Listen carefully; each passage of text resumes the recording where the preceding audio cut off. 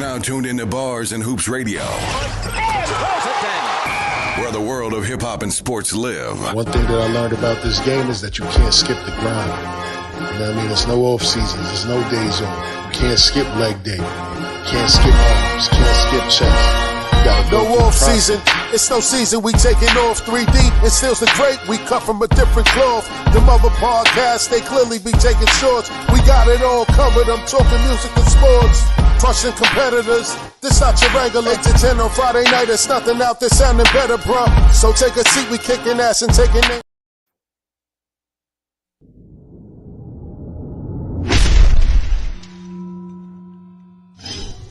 You're now tuned into Bars and Hoops Radio,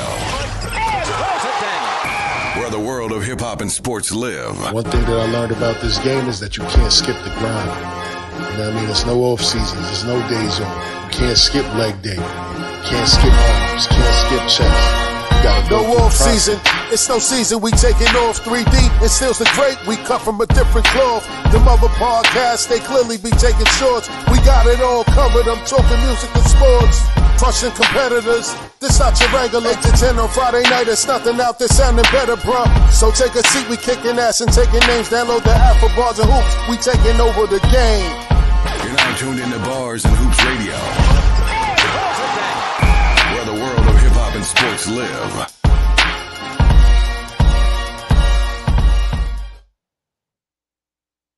Sliv steals the great Tiff Sosa, 3D, and our special invited guest, Moke the Gambler, a.k.a. JR Gambler, for those that pay attention out there in the media world. We are No Off Seasons. This is episode 45, man. My people, what's good? Hey, come on, man. Wake up, man. What's up, man? I got you. What's up? Nah, let me stop, man. Word up, man. We got a good show lined up for everybody today, man. We got a lot to talk about. Super Bowl, NBA All-Star Game, a lot going on in the world of entertainment. And, we're going to talk about all of that today before we get to all of that, man. We definitely go around the table and talk about how that week was heading into today. Sosa, starting with you ladies first. I had a great week. Went by pretty smooth. Can't really complain. I didn't win anything for the Super Bowl. I did pick a parlay, and I must say I'm proud of myself because I sent still the screenshot, so he's seen what I picked, and I was close. I was close to winning. Kelsey needed a touchdown, and I would have been good, but he didn't, so I didn't win. But at least I know now how it works. So when y'all talking shit in the chat, you know what I'm saying? I could jump on the bandwagon and be like, well, my bet is in 2, and I might win. And shout out to 3 because he got you on that because he be posting. Oh, he got me hyped. Them ticket parlays with the big numbers. You're like, hold on, all of that? Yep. So he turned you out. I'm in the loop. 3, what's up, man? What's going on? What's good, man? Week was kind of slow, man. But other than that, man, it's Friday, man. We here. No practice, no tournament. No playoffs? we waiting for the playoff seeding. You know what I'm saying? The Boroughs is still going on. Shout out to the new MVP. The Borough Championship games is going on tomorrow. So we got Cardozo versus Construction. We got Brooklyn. We got South Shore versus Eagle Brooklyn. Okay. And Manhattan, I believe we got Mary Bertram and Grover Cleveland, if I'm not mistaken. Once the boroughs wrap up, then the citywide playoff seeding will, take place. And just told my guys just be ready. And we obviously gonna be the underdog as a lower seed, but we just gonna go in there and try to, surprise somebody. Shout out to 3, man, the new youngest coach in charge in PSAL basketball. You know what I'm saying? The new MVP as he rebranded it. The Instagram page looking right. Tell everybody where they can go to follow your team. 3. Follow us at the new MVB, Martin Van Buren basketball program. Give it a shout out to my JV boys. They took a tough loss today in the second round of the playoffs versus Eagle Bronx, and they was undefeated. However, they did win Queens Division 3, and they went 10-0. Okay. So they did hang a banner this year. So I'm proud of those guys. Okay. And we got our special invited guest, Gamble, man. Moke Gamble, man. Tell them about it, Moke, man. Tell everybody, introduce yourself to everybody. Tell everybody how your week was, bro. What's up? Big Moke, man, the gambler here, media man. Last 3 decades at this game. I've got to say, I know your team got to be nice. If they sharp like that haircut you rocking right now, he's unmatched. woo! 3 is unmatched. That haircut tight, dog. Good looking. So if they He's sharp like that, I unmatched. know Marvin Van Buren. Shout out to Marvin Van Buren. My man Rob Parker just got inducted to the Van Buren Hall of Fame. Rob Oh, Parker. you went to He's a Van Buren Oh, graduate. look at that. 6 Yeah. degrees. I saw him in the hallway. Yeah. I'm trying to shit. invite him to the show. You know Yeah. what I mean? Yeah, he'll definitely come through. Oh, shit. Yeah, that's my Okay. man, though. Yeah, I was Shout at the out to Hall Rob of Fame Parker, man. situation. But yeah, we here.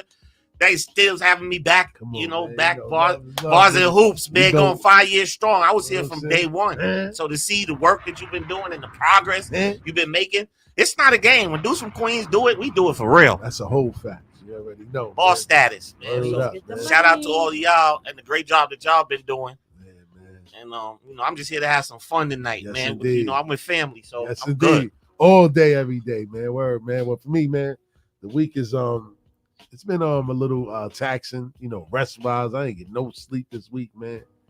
Just running around, doing everything, spreading myself so thin. Pause. Everybody out there, all the pause police out there, yeah. But yeah, and with no Diddy. That's the new one? That's the new one. No Diddy. Nah, let me stop, man. Gonna come after me. Yeah, man. Things is going well for you. Yes, right now. I know. Now let me stop. I'm just joking around, man. But nah, everything is good, man. Like they get some good news, man. Some more businesses coming back to the station. You know what I'm saying? A lot of shows that was here when we first started. That's surprised that we still around. Now they want to come back because they see the improvement of everything, man, and they just want to get back on the wave, and we welcome them back. You know what I'm saying? But just remember, like Fat Joe said, yesterday's price It's not. is not today's price. You know what I'm saying? Word up, man. But we love it though, man. We love it, man. So what y'all want to get into first, man? What we want to talk about? The Knicks filing the protest, man, for that horrendous call in Houston, or y'all want to talk about the Super Bowl first? What we doing? I leave it up to y'all, man. Which is more interesting to you? Super Bowl for Let's me. go, 'cause let's y'all know go. with the sports, I'll be like, All right. Super Let's Bowl. go. Let's go. So Super Bowl was dope. From what I got to see, because I was working and watching. yeah, no. But Usher's performance, top tier. Let's give it up for Oh yeah, we gonna Usher. talk about that. Drop a Yeah. bomb for Usher. Yeah. We gonna get So, on him in a second.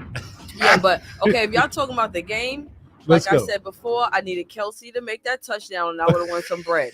Other than that, I y'all had can him go ahead too. and take over. Right. Yeah. 3, what you thought about the game overall, I man? mean, the first half it was boring. Oh, First my half was God. not a good game. Then the Shout out halftime to everybody has performance. 0-0. Yeah, the halftime performance was great, top shelf. And then the second half, the game was good. That was a good ass game all the way up until the end. The 49, it was their game to lose. You know what I mean? They made a lot of mistakes. I'm not letting Mahomes get the last drive of the game. You can't Facts. allow a player that magnitude to get the last drive because you know what I'm saying, he's just that special. So why they decided to receive the ball in the overtime, I have no idea why, but it is what it is.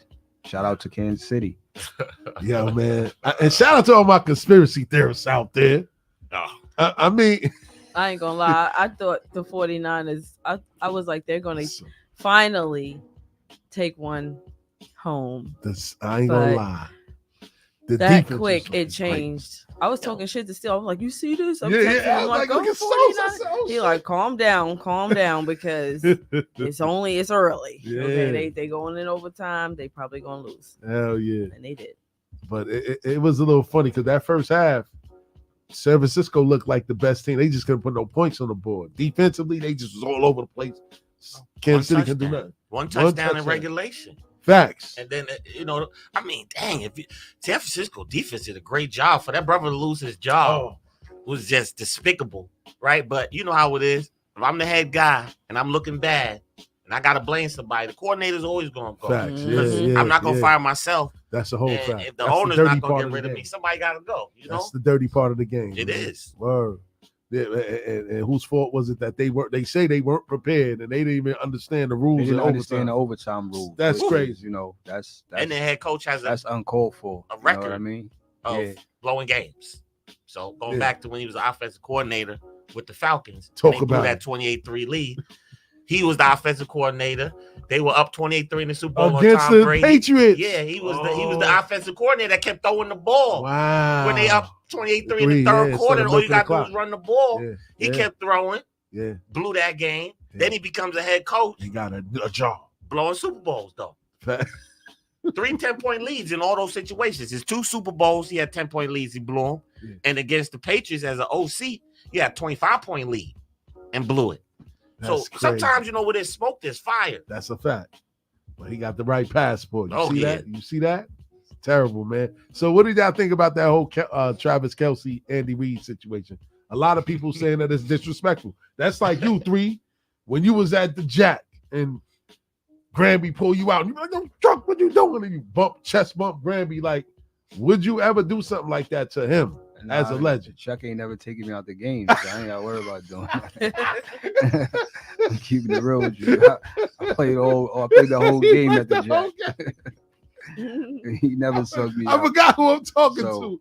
I mean, one of the best point guards in Queens. I don't think so. I don't think so at that level, man. It's a very emotional game. I think that he was upset that the coach took him out. He like, you know what I mean? We giving up. He wanted to be in the game at that point because he felt like he would have got, he would have helped the team. So it's an emotional game. I mean, you don't run down on a coach, but in the heat of the moment, luckily they won. You know what I mean? But that's one of the reasons why Dion said that he couldn't coach at that level. You know what I mean? Oh, because facts. These grown men that's making all this type of money, they feel entitled, and it's going to be hard to coach them up, and it's going to be hard to just kind of get their overall respect where like something like that wouldn't happen. Yeah, you know what I mean? That's not, you won't see a college athlete doing that. You won't see, a high school. You might see a high school athlete doing that if he's a head case, but I didn't really feed too much into it because it's just, he want to win. Yeah.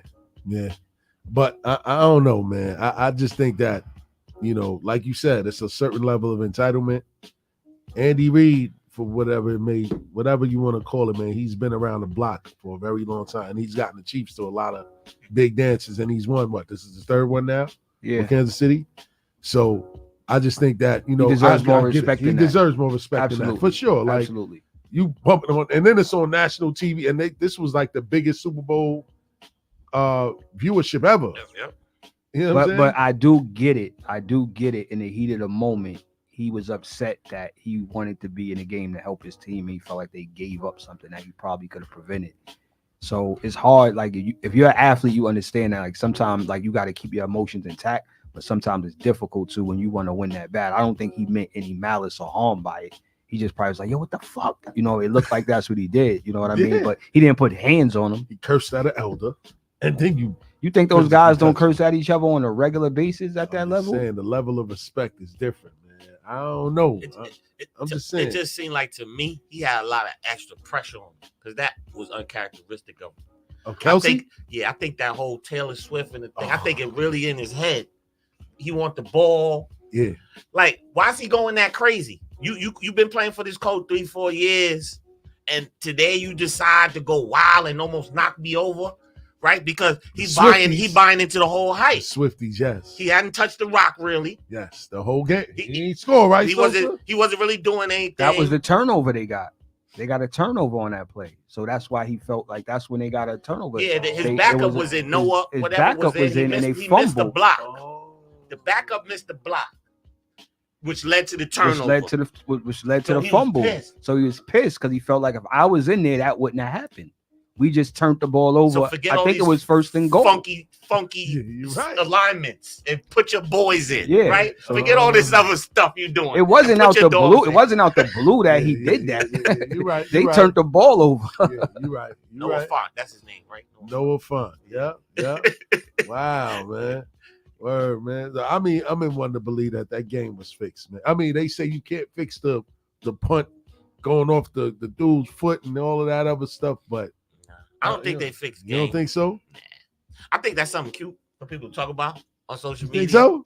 Yeah, I've seen that a lot. Yeah, I've seen that a lot on my timeline. It's very hard to fix pro games, bro. Unless the players are in on it. They have to be in on it. How else would it work? And we seen a few players. It's been games that's been fixed because when Tim Donaghy came out and the refs was cheating, it was him and a few other refs. Okay, you know what I mean? refs. So the players don't have to be in on it. They you know what I mean? shots, so, yeah. But yeah, I mean, I don't really feed into all of that, man. I don't think that the games are rigged per se. I do think that the referees are given details and they're giving instructions on we're gonna favor this team tonight. We're gonna go this way. That's fixed. No. I don't mean fixed to the point that some people think that a team could be losing it and all of a sudden they just come back and win. You're gonna throw the ball. Don't pick that fumble up. Let him get it.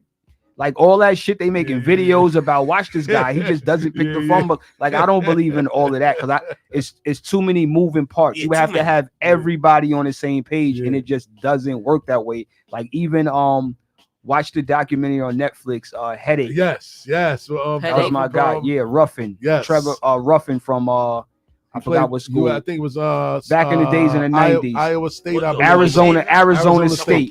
He was tough, so he was that's possible. Yes, he was point shaving and getting hit off, and then he knew after a while he had to bring one of his teammates in on it because he had to, we got to make this look good because after a while they might figure me out.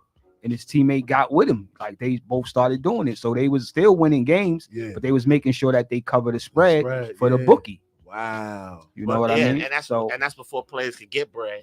That's a fact. So that point shaving is something that a player can't control. A coach may not even know about it, right? But you gotta be damn good at point shaving. You gotta be good at the games that you could win. You have to win, right? And it's a slippery slope with the point shaving. But I don't really think that the NFL has an agenda where they say this team's gonna win. Now I will say NBA. They have people who they want to win. Naturally, they wanted the Chiefs to get to the Super Bowl because of the Taylor Swift thing. And I think and Mahomes helped them because if he don't make the plays, they just don't get to the Super Bowl. It would have been a great story, but it just didn't happen. I think all the chips just fell. Because I want to ask a question. It's no way that when people pick when they want to be rigged when it favors them. Right. Because my thing is, you don't think that Orlando would have got knocked off by the Cavs if you got a prime Kobe Bryant waiting in the finals to face LeBron James? You telling me that they wouldn't make sure that Cleveland wins that series in order to get that finals matchup? What a great point. They even had magazine covers already. Like Kobe was sitting there waiting in the finals to face LeBron. I was writing for Slam at the time, and they already made the cover. I remember because that issue, I had a story about, I think, Keith Appleton in that issue, who went to Michigan State, and they had the recent gun thing. He was yes. But I did a story. Keith Appleton. The cover was LeBron and Kobe facing each other. That's a fact. That's what everybody assumed it was going to be. So they already had their cover ready. Yeah. So when Rafe and them boys, shout out to Skip. You know what I mean? When Rafe and them boys put a stop to all the madness, that was one of the most embarrassing losses in LeBron's career. Actually, if you want to know the truth, he got beat by, some also rans, some never wases, a couple some schoolyard legends, and Dwight. Said schoolyard. Dwight, don't judge me, Howard. Dwight and the Temptations. So. So it was crazy, right? I found that very interesting. Time, but they had a solid team, though. I can't really shit on them. They just didn't have an abundance of solid, but they had guys like Rashard Lewis, Hito Turkoglu. Yeah, he was on that series. Michael Petras. So they had a solid team. However, he said Petras. However, you have Kobe Bean Bryant waiting in the finals to face LeBron James. That would have been one of the biggest showdowns. That's almost rivals Magic Bird. Right. And they didn't let that rock. And if the NBA had an agenda, they would have made sure that we got to see that. But who's to say the gambling world didn't have a point on because that was probably a big wager. I think they make more bread with the whole them not making it now. Current day, they're in cahoots with the gambling. The NBA and the gambling is in cahoots. Back then, I don't believe that they were.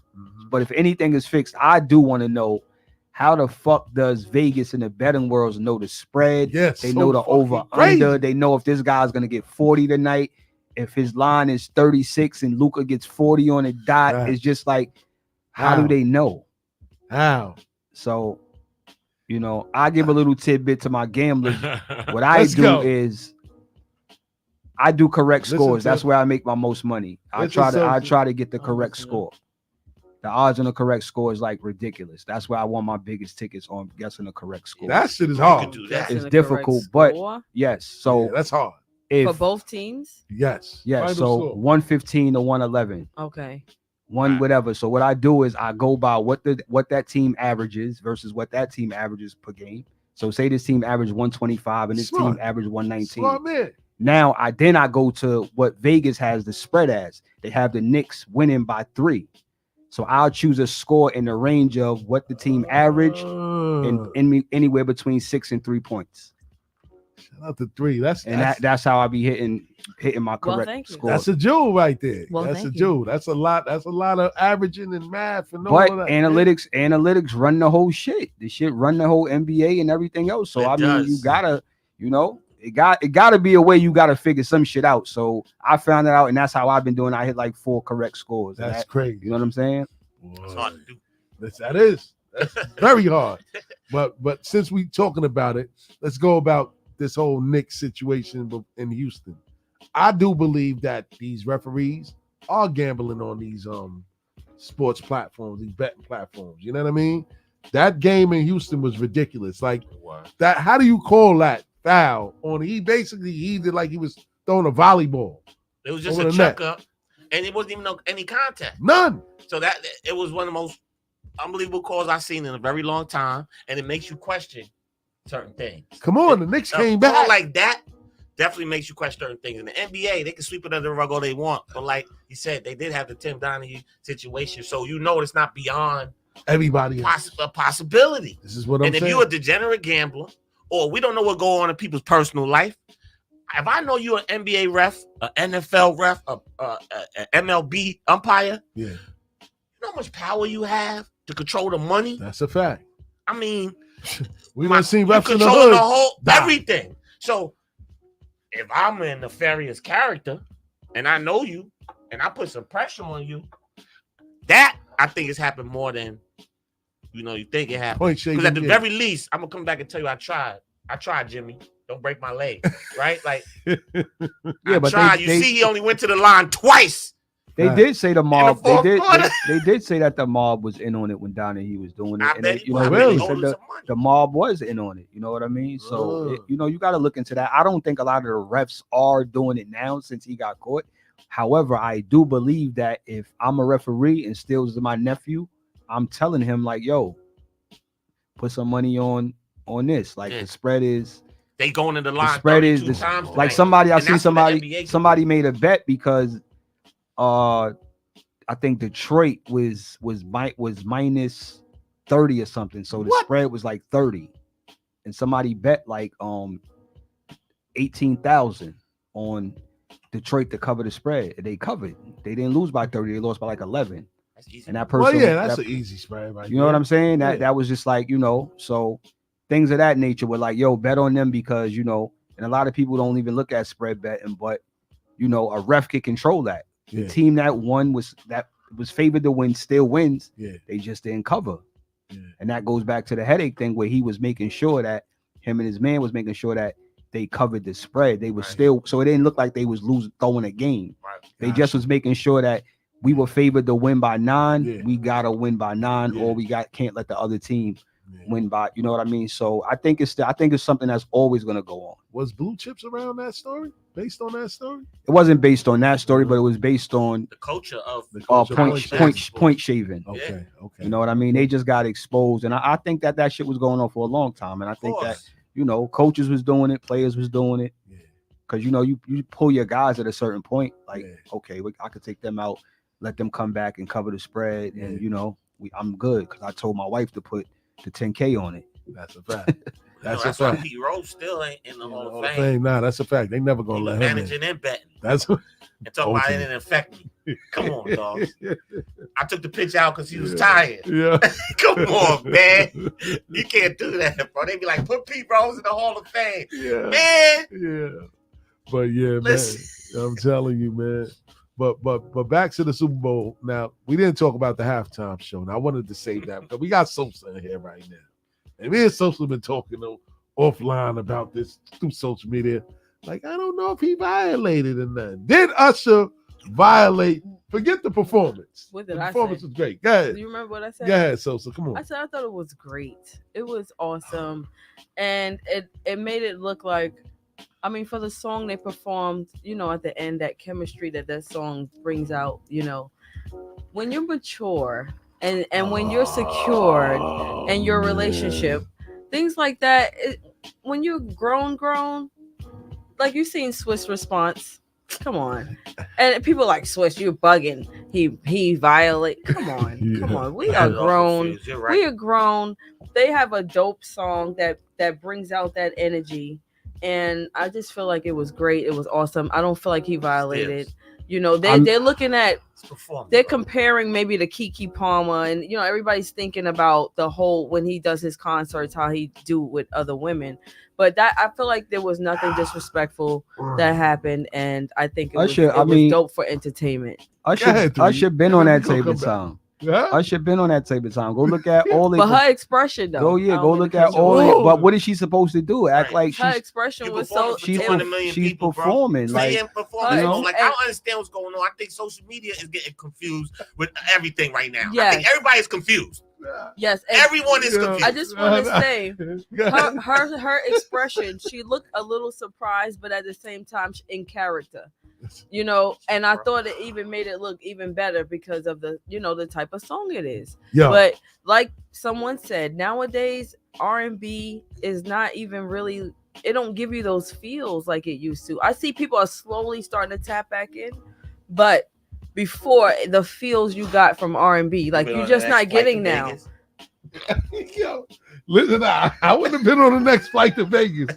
But all I'm saying is, you think he did too much? The whole performance, like, yo, he was fiending to get next to us. Thirsty. I should been on that type of time. Like, he performed with her in 2004, was doing the same thing. Like, he's a performer. Like, she's a performer. Like, it's not.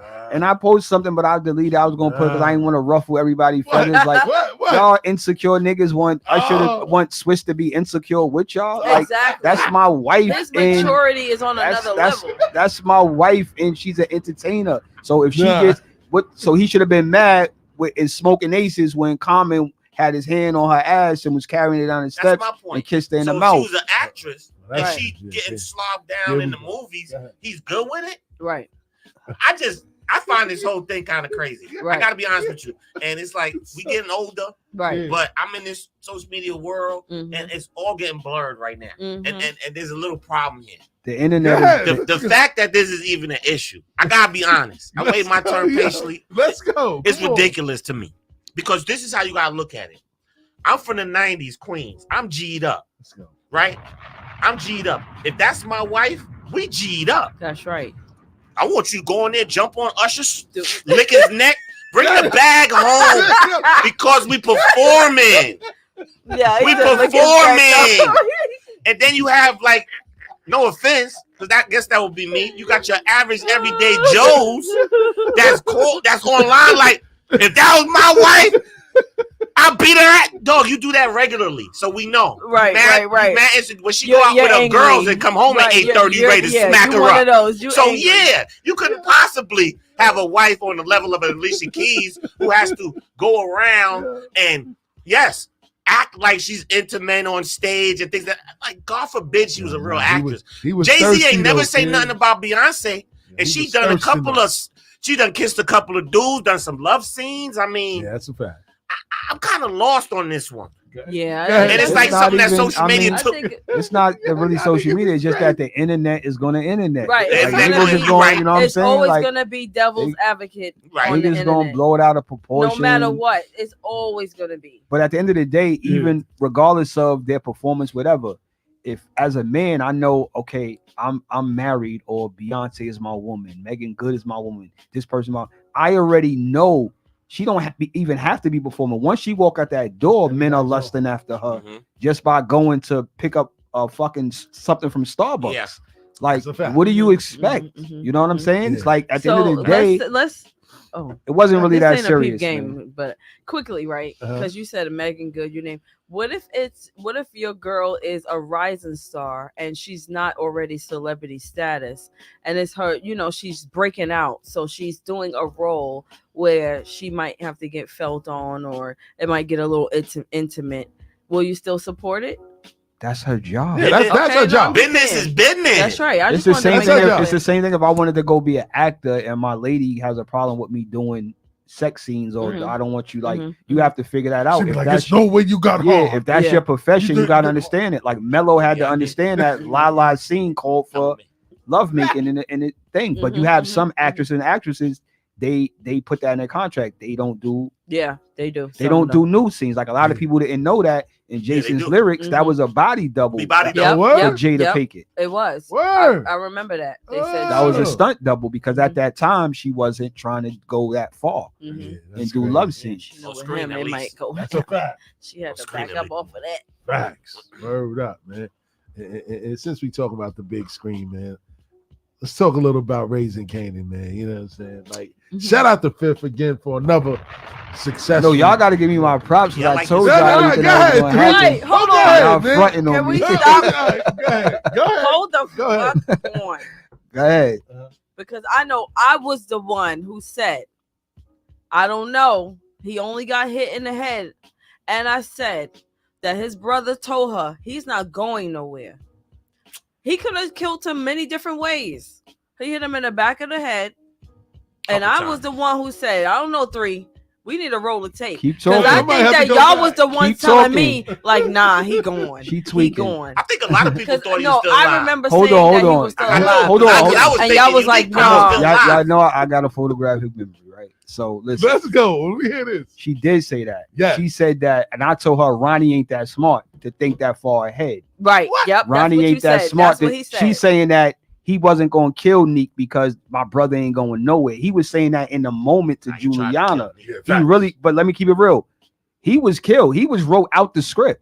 They had to bring that back because the outroar from the fan base. That's what I'm What? saying. So the show, I Think didn't so? think The he was show- finished. no, I'm He's telling too you, popular the a show- figure. the show writer Sasha Penn I- called Joey and Makes a lot said, of "Listen, sense. do you want back in? We can write you Wow. back into the script because what you did with this character doesn't happen in TV very often." And Joey said, "Let me think about it." And he said, "Yes." And that's Well, why good, they rolled him Joey. back What in are you gonna say? because no? he was really done off. He was done off. Okay, because I'm he glad he's had back. footage of himself saying he had other work that he had to do. Yeah. And then when I see him, I said, did he play along?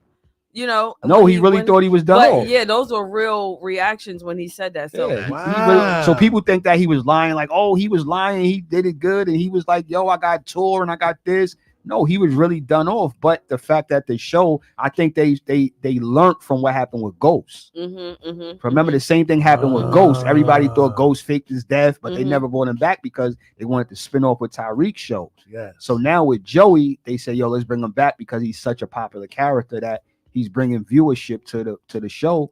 We might as well. And they never showed him completely dead. Like he didn't take a gunshot or whatever. That's a you see a gunshot. So funeral. it was still an avenue to bring him back. With like Ghost, he got shot. That's crazy. Which now people have hope in there. Ghost Some coming back. people are saying, "Oh, a Ghost is coming back." Yeah, he might Ghost do that is- shit. I don't You think could he's tell coming that relationship just ain't there. See, this is what people don't realize. There we either. go. There's That's a business, fact. There's business behind Yes, That's a fact. and you can tell that it. And you relationship. think ain't that there. man wouldn't have been back on the Star Yes. Series? Yes. Yeah. Because Yeah. first of all, he was He the was most popular. famous actor Yeah. on there, Yeah. and he was one of the most seasoned actors on there, mhm, right? And the whole Power series popped off because of him That's a fact. as the leading man, That's a and then fact. everybody else was able to get the reciprocal, Reap the But do benefits. you Reap the think it's benefits of because that, so- he didn't get paid the way he right? He didn't get paid the way. that I was mean, the problem. 50 still ain't getting Yeah, paid 50 still right. the way he's Yeah, supposed to, facts. right? 50 might be. I mean, He probably shit. He the black Aaron Spelling. You remember Aaron Spelling do Different Strokes? All the Tory Spellings pop. He Right. produced all those shows in the 80s. Yes, The and they mogul. all favored each other. I Right? was like, Facts oh, of Life, Different Strokes, Yeah. everything you see produced by Aaron Spelling. Tory Spelling. yes. So 50 You never is got as his big proper as just I due. mean, y'all Yeah. give Tyler Perry a lot of props, but Tyler Perry never did TV right, like right, 50 did it. right. And I think, and Tyler Perry, there's black people respect him, but there's a large group of black people that he has not ingratiated himself with yet. That kind of look at his shit as sideways a little bit. Facts. 50 went right to it.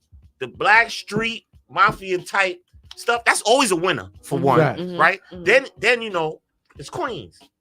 Queens is like the original. Big Queens. Right? So those stories is always gonna hit. But I think it translates everywhere. So And they're gonna even hit though everywhere in the country. That's it's what I'm about going- to it's say. going It's gonna hit- hit it's everywhere going in to the hit country. everywhere. And me and Jay just had this conversation where Shout out to Superstar. G. TV is different because if you can break with TV, those characters live with you, and the audience has a connection because they're tuning in weekly or whatever to see that particular show. Whereas a movie, I watch a movie, I see it one time, and then I don't even think about it anymore. TV can live with a person, like it becomes a part of their life, where they're looking forward to seeing that show whatever day it comes on every week for however many seasons it lasts. So to become a TV star is a big thing. Yeah. You get what I'm saying? So a lot of people can't break that. And what we said was right about Omari. He was the one that broke the mold with stars because he killed that role.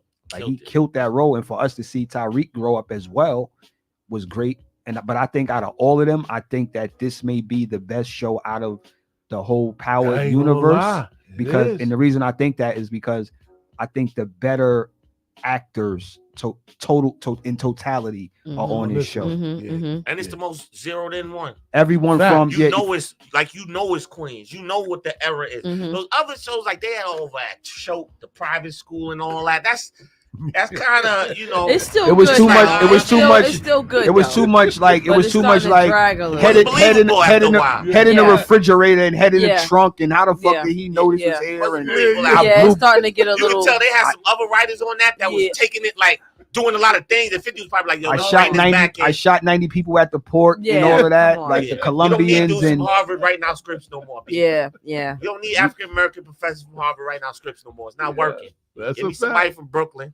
That's a fact. That got a pen game. And I think Power Book Ghost is good because it kind of resonates with a younger audience, right? Whereas anybody from 18 to 39 and up, they got it covered. Tyreek age, I think Raising Kanan is like really like a 25, maybe 30. It's a real era. You get what I'm saying? And then you got the younger kids that's going to peek in and watch it. But I think Power Book Ghost with Tyreek is more of a younger demo is tuned into that, where some people can't get into Raising Kanan because they don't really understand it. Yes, they're not. In the beginning, I hated it. I'm like, this should take forever to take off. I thought it was not that good. Yeah. And then it definitely got better and better and better. And now that shit is like must see. I had to accept the Kanan. Yeah. A lot of his acting improved. Yeah. As the series went, you could tell he green. Facts. And you could tell 50 picked him because he kind of looked like him.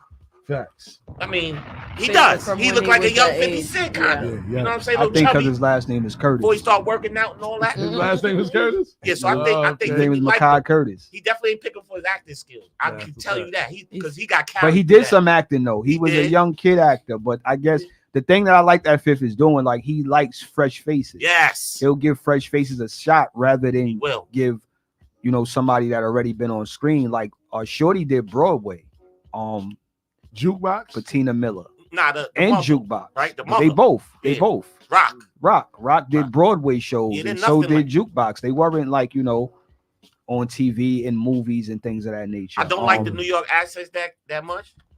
No, they messed up, especially but Rock's New York accents pisses me and my wife. Yeah, it's horrible. Like it pisses us off. And Lou, too. And I'm gonna keep it real. The accent just pissed me off. Sometimes Kanan too. Yeah, I don't like the New York accents. I forget where we at sometimes when they start talking. Rock talk with her mouth closed too much. Y'all Colombian? She talk like with her jaw. Like what you talk about, Lou? Like her mouth clenched. This ain't happening, Lou. Come on, Lou. You my brother, Lou. I love you, but we gotta handle business. This Southside, Lou. This Southside. The 40s. Come on, baby boy. Queen. It's the 40s, Lou. You know how we get down. You know how we get down, Lou. Queens get the money. Yeah.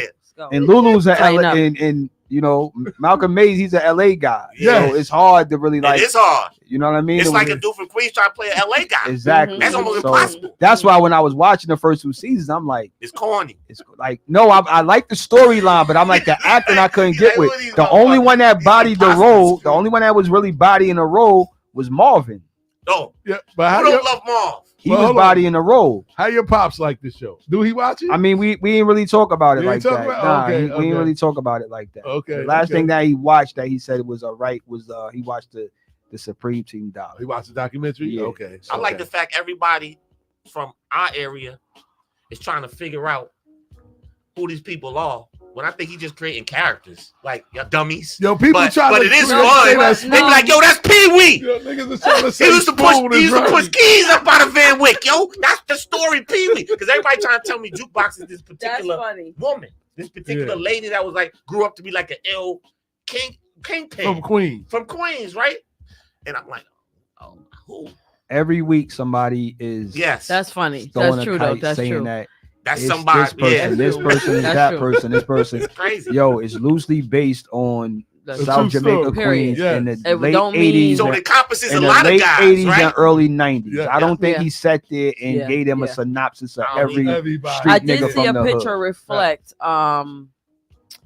what's the boy name? The one that his friend. Famous, yeah. Yeah, I did see a picture reflect a light skinned guy that looks like Flame. Well, you know, it's always a Puerto Rican that hang with the black, so that wasn't a hard one either, and right? then it was another guy, and I was told that was a picture from when Fifth was in Spofford. Yeah, him, and another kid, and another dude. Famous is the little baby that played on. I don't know if y'all ever Illegal saw Tender. Illegal Tender. Yeah, he but said he acted since he was 4. That was my. I love that movie. I probably watched that movie over 20 times. Illegal Tender. It's about a mother, a Spanish lady who was married to a guy who was mobbed up, and he got killed over some drug business, and then they wanted to kill her because she was left. And they've been looking for her ever since. And she was like that. She got her baby having a regular life. Then one day they try to kill her. So I'm like, bro, what's going on? She's like, you don't know who your mother is. But look, we gotta move. Let's go pack your shit. Yeah. And they moved to his son from Coach Carter, the Puerto Rican dude. Yes. He's the lead it was in that. so good. Yes, I love that movie. But so, yeah. So let's move on a little bit. So Coach Carter, a bunch of movies. Yes. With the wild hair. That cat. Yep. A lot of he never really fully blew, but he been in some. Everybody knows. Joints. Yeah, he been in some joints. He's from New York, actually. I think. Okay. So where does Kanan stand now with Rock taking down this whole operation? Where is this going now? She took down this whole operation. He was doing all right. Was he? Or she saved his life? Right. Right? Like, all right, okay. I think he was biting up. Like, if Ronnie's your partner, you ain't never safe. It's a fact. Because he could. You ain't never safe. He tried to kill his own brother. What would he do to Kanan if stuff get weak? You know, Ronnie's stupid, but at the same time, he about his money, obviously. Clearly about his bread. And he's willing to do whatever to get it. He's just not the most intelligent person. But he did have a modicum of intelligence because he did work himself. He came home and just worked himself into the bricks and all of that. That's a fact. With the same jacket and the same shoes. Who could do that, bro? 3 guys. Who could do that? Right. He did that, but Kanan, I think that Kanan is going to get involved with Unique because you got to remember good point. Who tipped Kanan off to what? Ideas guy. Who tipped Kanan off? He gonna talk his shit. Who tipped Kanan off to what Ronnie was really about? Because remember the last conversation that Rock had with Kanan was, I heard that it was you that killed Neek. You know what I mean? And you burnt them up with the furnace and all that. How the fuck Kanan know about the Italian dude with the furnace and all that? Unique is going to tell him that Ronnie did this to me. Ronnie tried to kill me. That's when it's going to make him believe his mom's that she wasn't lying to him. Because that's his main problem is that she's always lying to him. So now once he believes that Ronnie tried to take her out without speaking to him, he's going to run into Unique, and Unique is going to tell him like, yo, my brother did this to me. And that's when they set him up and kill him in the warehouse after they get the money. Because you got to remember the last think scene it just was on the strength that that's his mom's.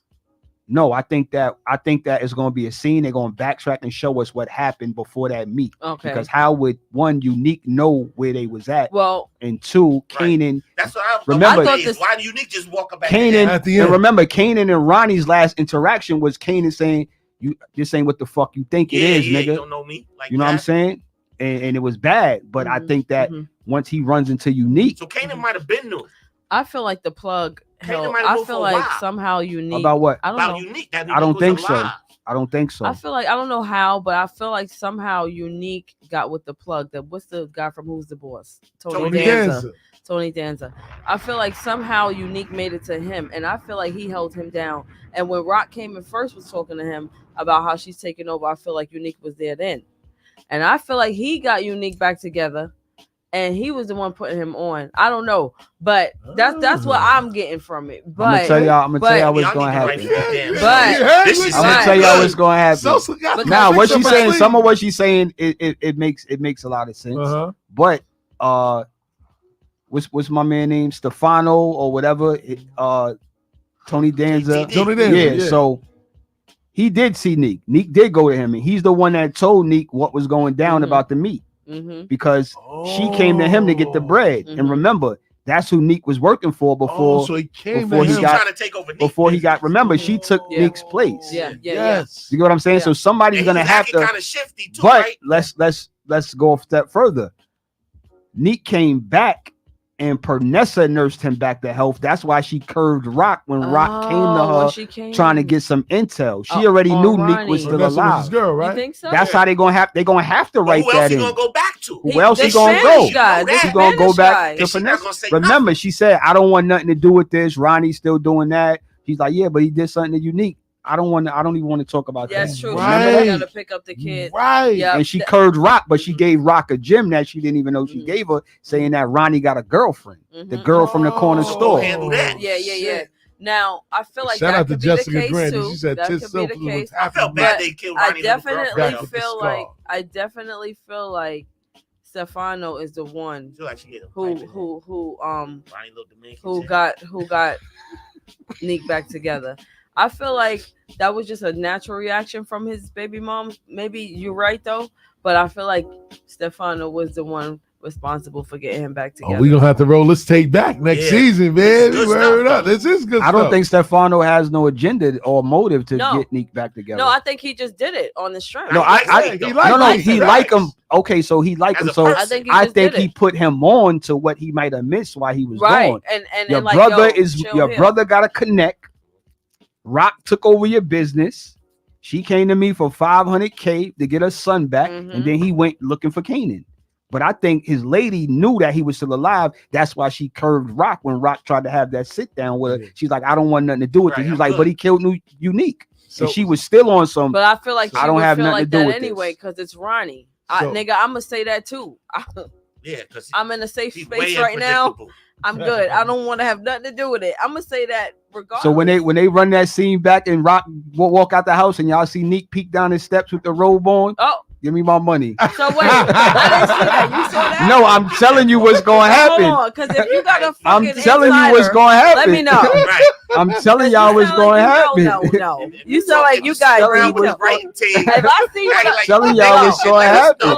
If I see him with a rope on, I'm telling y'all what's going to happen. If I see some scenes When you play popcorn for the show, right? Hey man, I'm just putting the pieces together, man. Nah, you've been cheating. So one of the pieces together. But one of the theories was that when they was trying to clap Rock when she was in the streets, Unique was the one that crashed the car into them niggas that was chasing her. Maybe. Yeah, I'm not. I was like, damn. I was like, that's a hell. I'm like, damn. How they that. didn't hit her though? I'm not jacking that. I'm thinking the right Unique back in this. They're gonna have to show us what happened after he came about. They might take us back about that ditch. I mean, but if you a power person and you know they always do. Yeah, they're gonna take you back. They played us a whole fucking episode in reverse. Yeah, on Ghost, the original one. I'm here for it. So did y'all think that? And shout out to Jessica Grandy for this one. She said, did y'all think that Rock was gonna kill Detective Howard?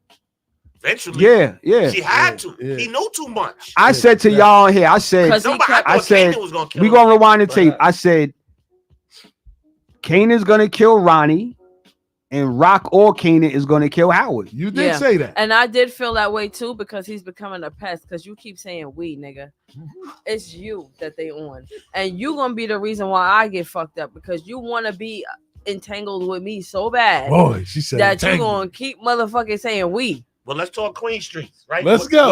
Without bringing up no names. Let's go. We all know Ronnie. I want to say because I don't know how in touch I want to say people is with their Queen's history. That's a fact. Let's go. You want to go first? I just want to say real quick. Somebody brought up a good point.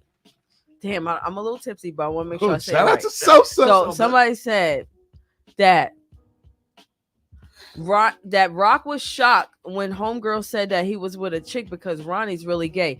You know when and that he really was fucking with DefCon and Ronnie knew. Let me just forget it because you know what? Now that the finale happened, that don't even matter. I heard that. Yeah, that was a they were bullshit saying, theory. Yeah, you know what? I don't even know why. Shout out to Sosa. No, because they were saying, you see how he was acting when she wanted to give him some pussy. Nigga, you just came from jail. You don't want no pussy. So you want no pussy. I'm looking for the money. I don't want no fuck pussy.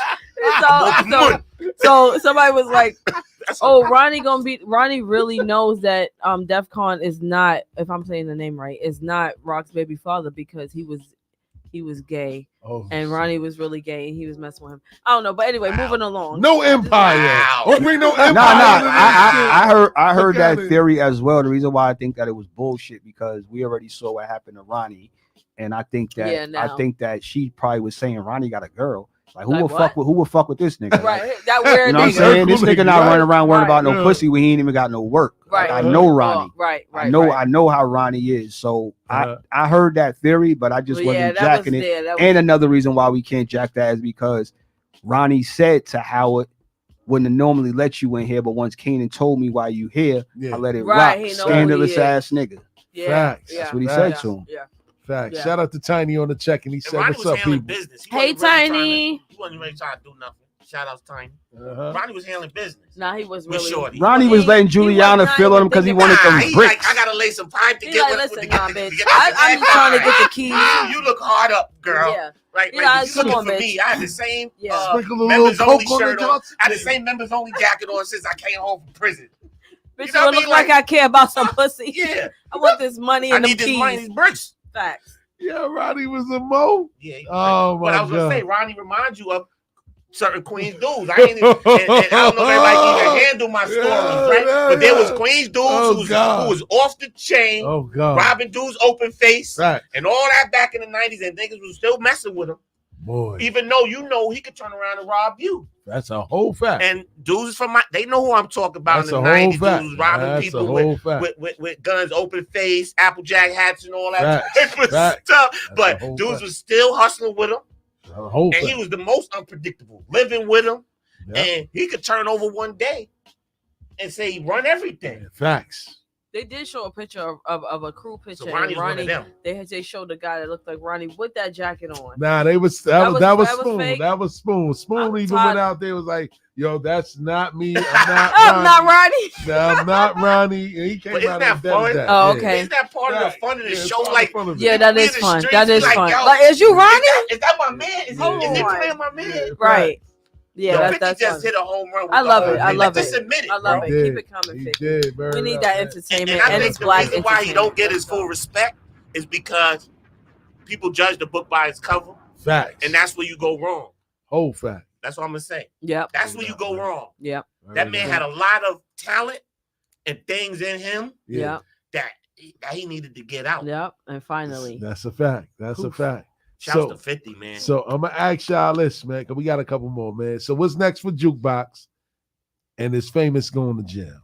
Y'all see me? I feel like Jukebox is about to go to the Navy or Army, whatever, and that's where that whole militant's gonna kick in. When we see her in what is that Power, when she's the cop, the ex-cop, and she knows what to do and she knows how to. I feel like that all comes from her going. She's gonna actually take that chance and go to the Navy. What is it? The Army.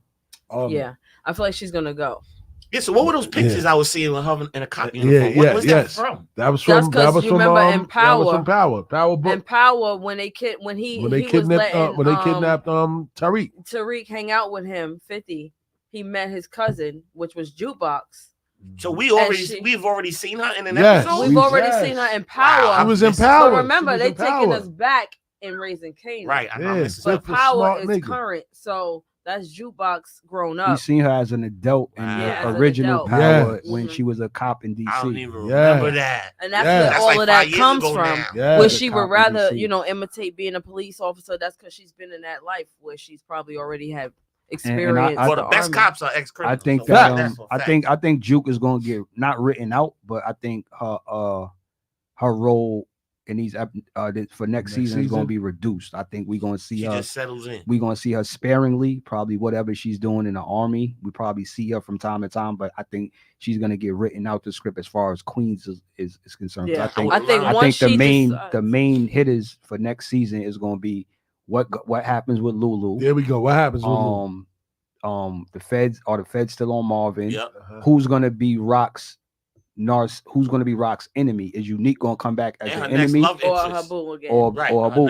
Would I doubt? But does Breeze show up? Now, that's what I want to know. And what is this obsession with a lot Breeze? of people think that lot of people think that Unique is Breeze. Like, well, why? Because Unique? Because they think that the cops already think he's dead. Who's Breeze? Nobody knows what's going on, so he can come back and just be like, "I'm Breeze," and he gonna run with Kanan.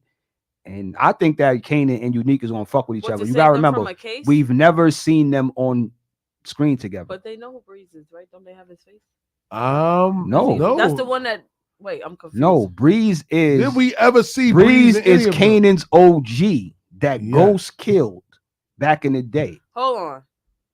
There we go. Connecting the shows again. There we go. All right, so Breeze. You got to be a day one to know all of these. That's shit. a fact. I am, but I mean, most people are, but they ain't doing it like you, brother. Hold on. Yeah, Okay. I'm just saying. No, I'm just saying. You on some FBI shit with this. No, I'm a thinker. So you were making me feel like I want to watch everything again. I'm a thinker. No, I don't think we've seen Breeze. I don't think we've seen Breeze. We haven't seen him yet. A lot of people figure it out. But I'm gonna tell you the conspiracy now. People think that Unique is gonna be Breeze, which I don't think. I think they're gonna show us a new face. I think they're gonna show us a new face. Unique is unique. Just like remember when Redman popped up? Nobody thought who the fuck. Yeah. You know what I'm saying? His brother was, or who was his brother in jail? We just saw Redman sitting in and Method Man coming in to talk to him. We didn't know that. But that makes. Yeah, I think we're gonna see a new face. But it's hard. Unique is unique in our brains. Yeah, you of can't course. change him to nobody else. Because it's like, how can you bring him But back? there is an angle for that though. I'm gonna tell you the angle. Here's the angle. They have an inside scoop. No, I don't. I'm just a thinker. Here's the angle. They already think Unique is dead. They found brain fragments on the thing. That Taylor shot was already wrecked. The only person that really know Unique that's law enforcement is who? Howard.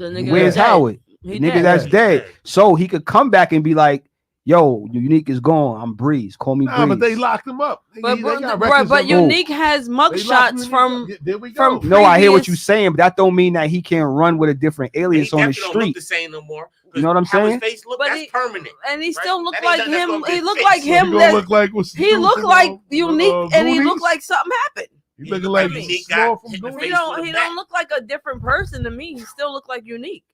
Well, his fan base definitely ain't gonna like that if he don't look the same. Right. I will. He gonna look like. It's like I still love him. You just got a little droopy eye. That low cocoa body. Nah, I mean they might bring him back to where he looks. You know what I'm saying? He don't look like how when we seen him. They might like keep the same scar, but the other shit might heal up or whatever. They gonna have to keep. Yeah, they gonna have to keep something that was permanent. However, he might not walk around looking like how the Freddy shit we seen. That's crazy though. You know what I'm saying? A lot of places. Put it like this, there's a lot of places 50 can go with this. Yes, and that's the beauty of it. And it's a lot of places the writers can go. That's what I'm saying. No. And I'm a writer. I want to. Yeah, but we don't put me on the team. Yeah, but what the white men do, we don't say, oh, but he got writers. Yeah, no, it's 50. That's 50. That's everything 50. Same way everything. This got everything 50. Of course, he got a whole production of talented people working for him. No, I'm not jacking that. We're not giving anybody but 50 props for that. No, for real. I agree. Yeah, I mean, the writers deserve their props and they're getting them. But they're getting their checks. You know why I think his intel comes in. I think his intel. I think his intel comes in on his narration. I think he says it how he wants to say it. I'm gonna say it like this. I'm gonna word it like this. I think to put it back in, because I think he got other people doing a lot of the work, and he's like, "Hold on, we gotta rein this in. I gotta fill in because y'all don't." He the only one that was there. How many people he got on his writing team that was there? I think he's leading that discussion. He got to be right. So I think he hands on. But but I mean, it's two different. It's two different writers. It's two different writers though. Courtney Kemp wrote. Yeah. No, Courtney Kemp was writing the OG Power. Yeah. Right. Sasha Penn is doing the Raising. And that's another one of my problems. So that's two different people writing the story. Not that is the problem with that, but you writing scripts for the street life that 2% women was in the street life. You writing scripts for men, gangsters. You wasn't. I just find it hard. Courtney Kim gonna write Power. Then she'll go write something for Tyler Perry. I just think that it could have been even better if he honed in. I just don't know who 50 mess with no more to do that, right? If he brought somebody in that definitely ain't nobody from around the way. Right, was from them errors that could actually help him out. I think a lot of it was just him telling the writers what his vision was. Them, maybe they did some research, talked to a couple dudes from that era. I think it was more the talent of them women. They're just talented. There's a gentleman. The showrunner and creator is a man. It's a guy. It's a white guy. Really? Sasha Penn is a guy. Yes, that's a guy. That's his he's a guy. Okay, yes. So you got a white guy and a black woman. Yeah. So writing 50 this. I mean, it's cool. Yeah, they definitely did some. But listen, but if they be on point from the clothes. If I sit down, but that's a whole different. That's like a whole different department. Like they know it's almost like that ain't writing. Yeah, it's almost like with the doc. They was like the New York City point guards doc. They was like which a lot of people had a problem with. They left out a lot of brothers on that. And they stole the idea from this man. I'm the creator of that. Okay, they left out a lot of brothers.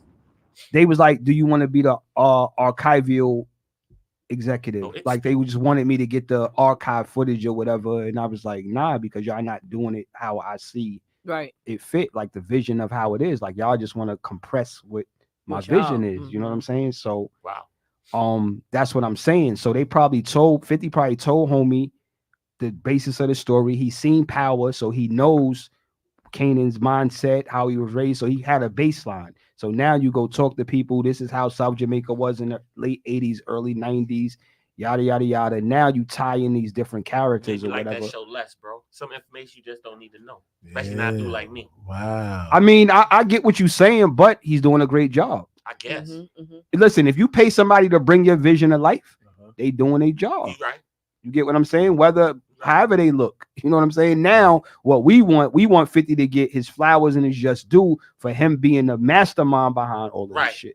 Right. You get what I'm saying? Because he can't possibly sit down and write all these fucking series and all these. It's like, yo, I'm here. Come to life. Bring my vision to life. Bring what I'm saying. Like, look how many people he done put on just from this one show that's spent off into mad other shit, which can possibly spin off into something else. Because Ronnie ain't nobody find Ronnie Instagram yet, huh? Yo, everybody been looking for that thing. All you see is Jack pictures. I see pictures. And that same members only jacket. I definitely see pictures. I bet you Ryan good looking dude too. Probably. And for Life was a good show. Yeah. 50 Cent for Life. I'm mad that it went off on ABC. My little cousin was in For Life too. Yeah. Man. That one. Shout out to my little cousin Morpheus, man. He was in there. Yes, his name is Morpheus. That shit was dope. His middle name is Marvelous. Shout out to my uncle for that one. Wow, Morpheus Marvelous Peters. You can't help but do something in life with that. That's a whole fact. He's doing voiceovers and everything, man. So on that note, man, we're gonna take it to a little mini mix, man, to regroup, and then we're gonna get to the second hour of the show. We're gonna interview our guests, and we definitely gonna finish it off for Peep Game. I think this Peep Game is gonna be very interesting, man. You know what I mean? Don't forget the number to call in is 516-206-0711. Bars and Hoops Radio, no off seasons. Check in with us. You're now tuned into Bars and Hoops Radio, where the world of hip hop and sports live.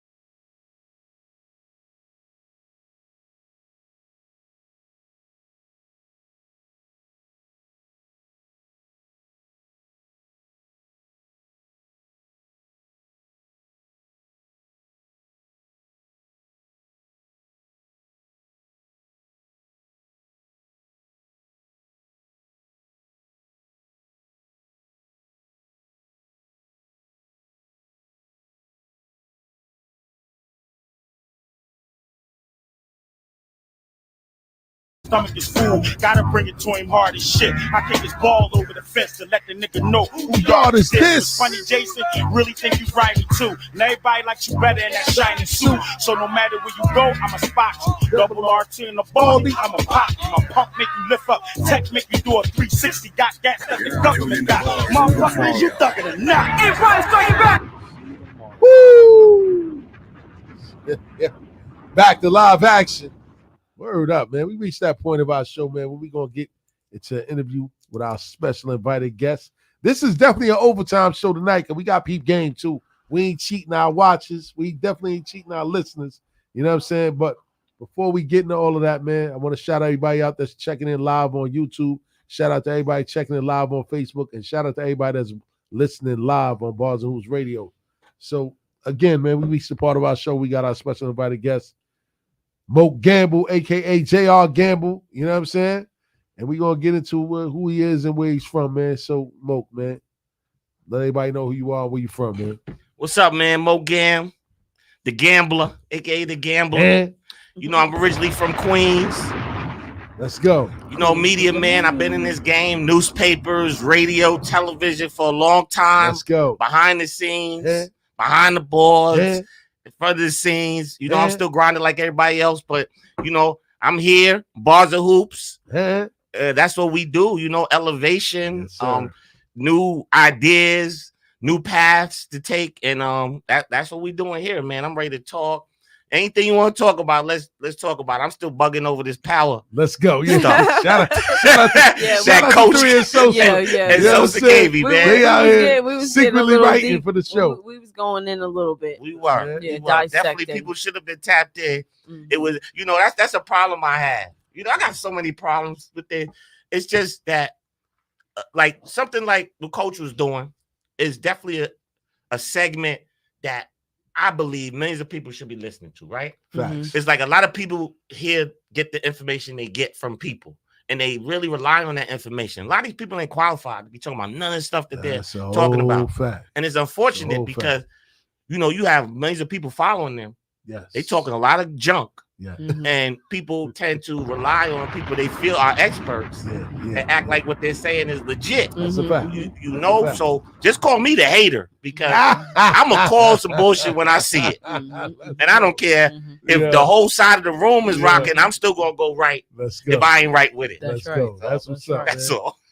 So, yes. Let's talk about your childhood, man. Before we get into journalism and all that, what was it like for JR Gamble, a.k.a. the Gambler, as a kid growing up in your neighborhood? All right, man. Word. Dang. Let's go. We gotta give him everything. Okay. Yeah, you know, I'm a Queens official to the end. I spent the first 4 years of my life in Rochdale Village, Section 3. Shout out to Rochdale. Shout out to Rochdale. And then we moved to St. Albans. Albans.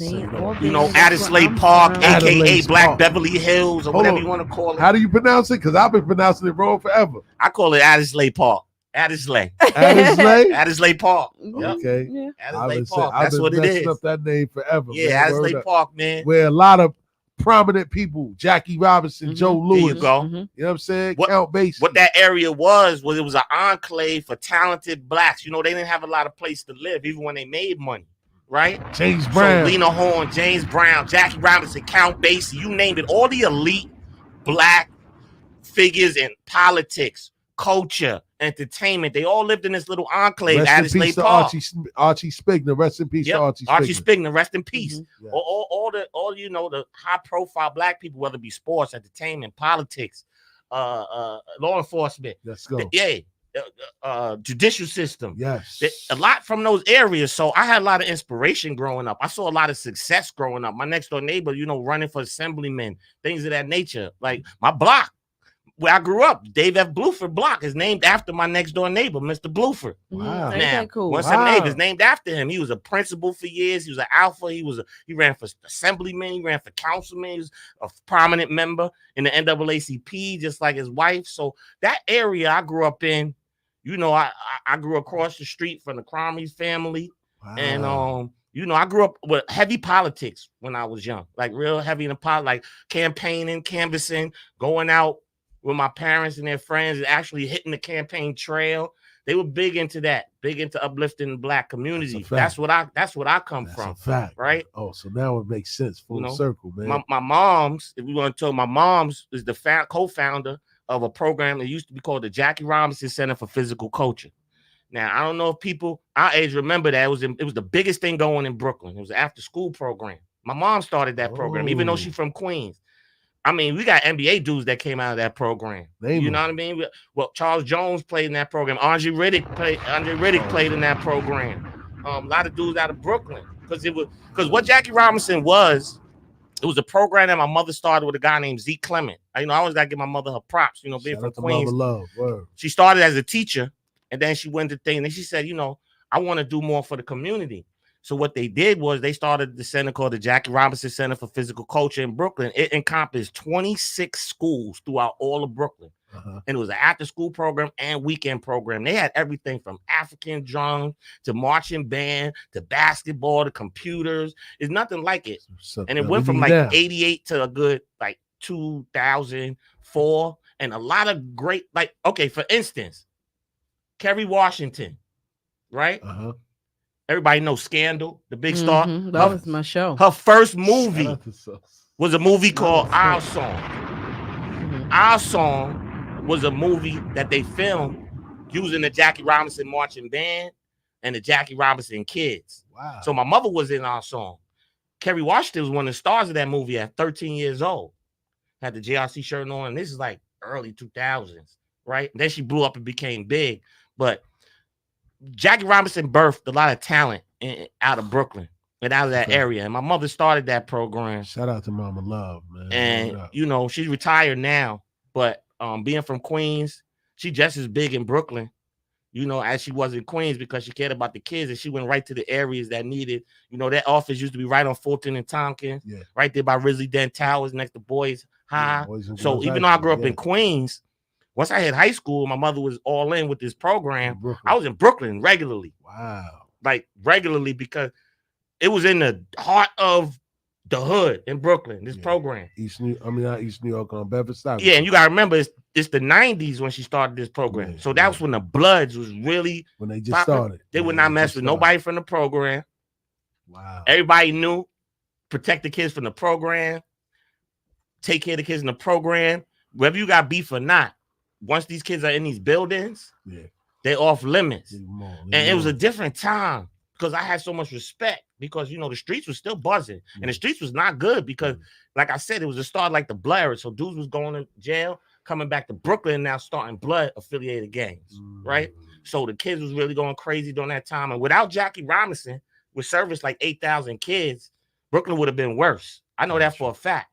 Because once that program left, not to spend too much time with my mom, Brooklyn went right back to what it was. Lack of opportunity, drugs, gangs, no limitations. No structure. And guidance for kids, in the future. Like that marching, my mother's the first person to really start the marching band thing. Like that's popular now. They did the movie. They consulted my mother on that movie Nick Cannon did. Drumline? Drumline. Wow. Because Jackie Robinson marching band back in the late 80s, early 90s, there was a guy named Johnny Walker who went to Grambling. And Grambling got the famous marching band. Yes. He was the marching band teacher for Jackie Robinson. So anybody that marched in the Jackie Robinson band automatically got scholarships to Grambling to go join their band. Wow. Right? So Grambling got a lot of people from Jackie Robinson, things like that. I remember my mom's went on David Letterman before. Jay Leno. They've been on David Letterman.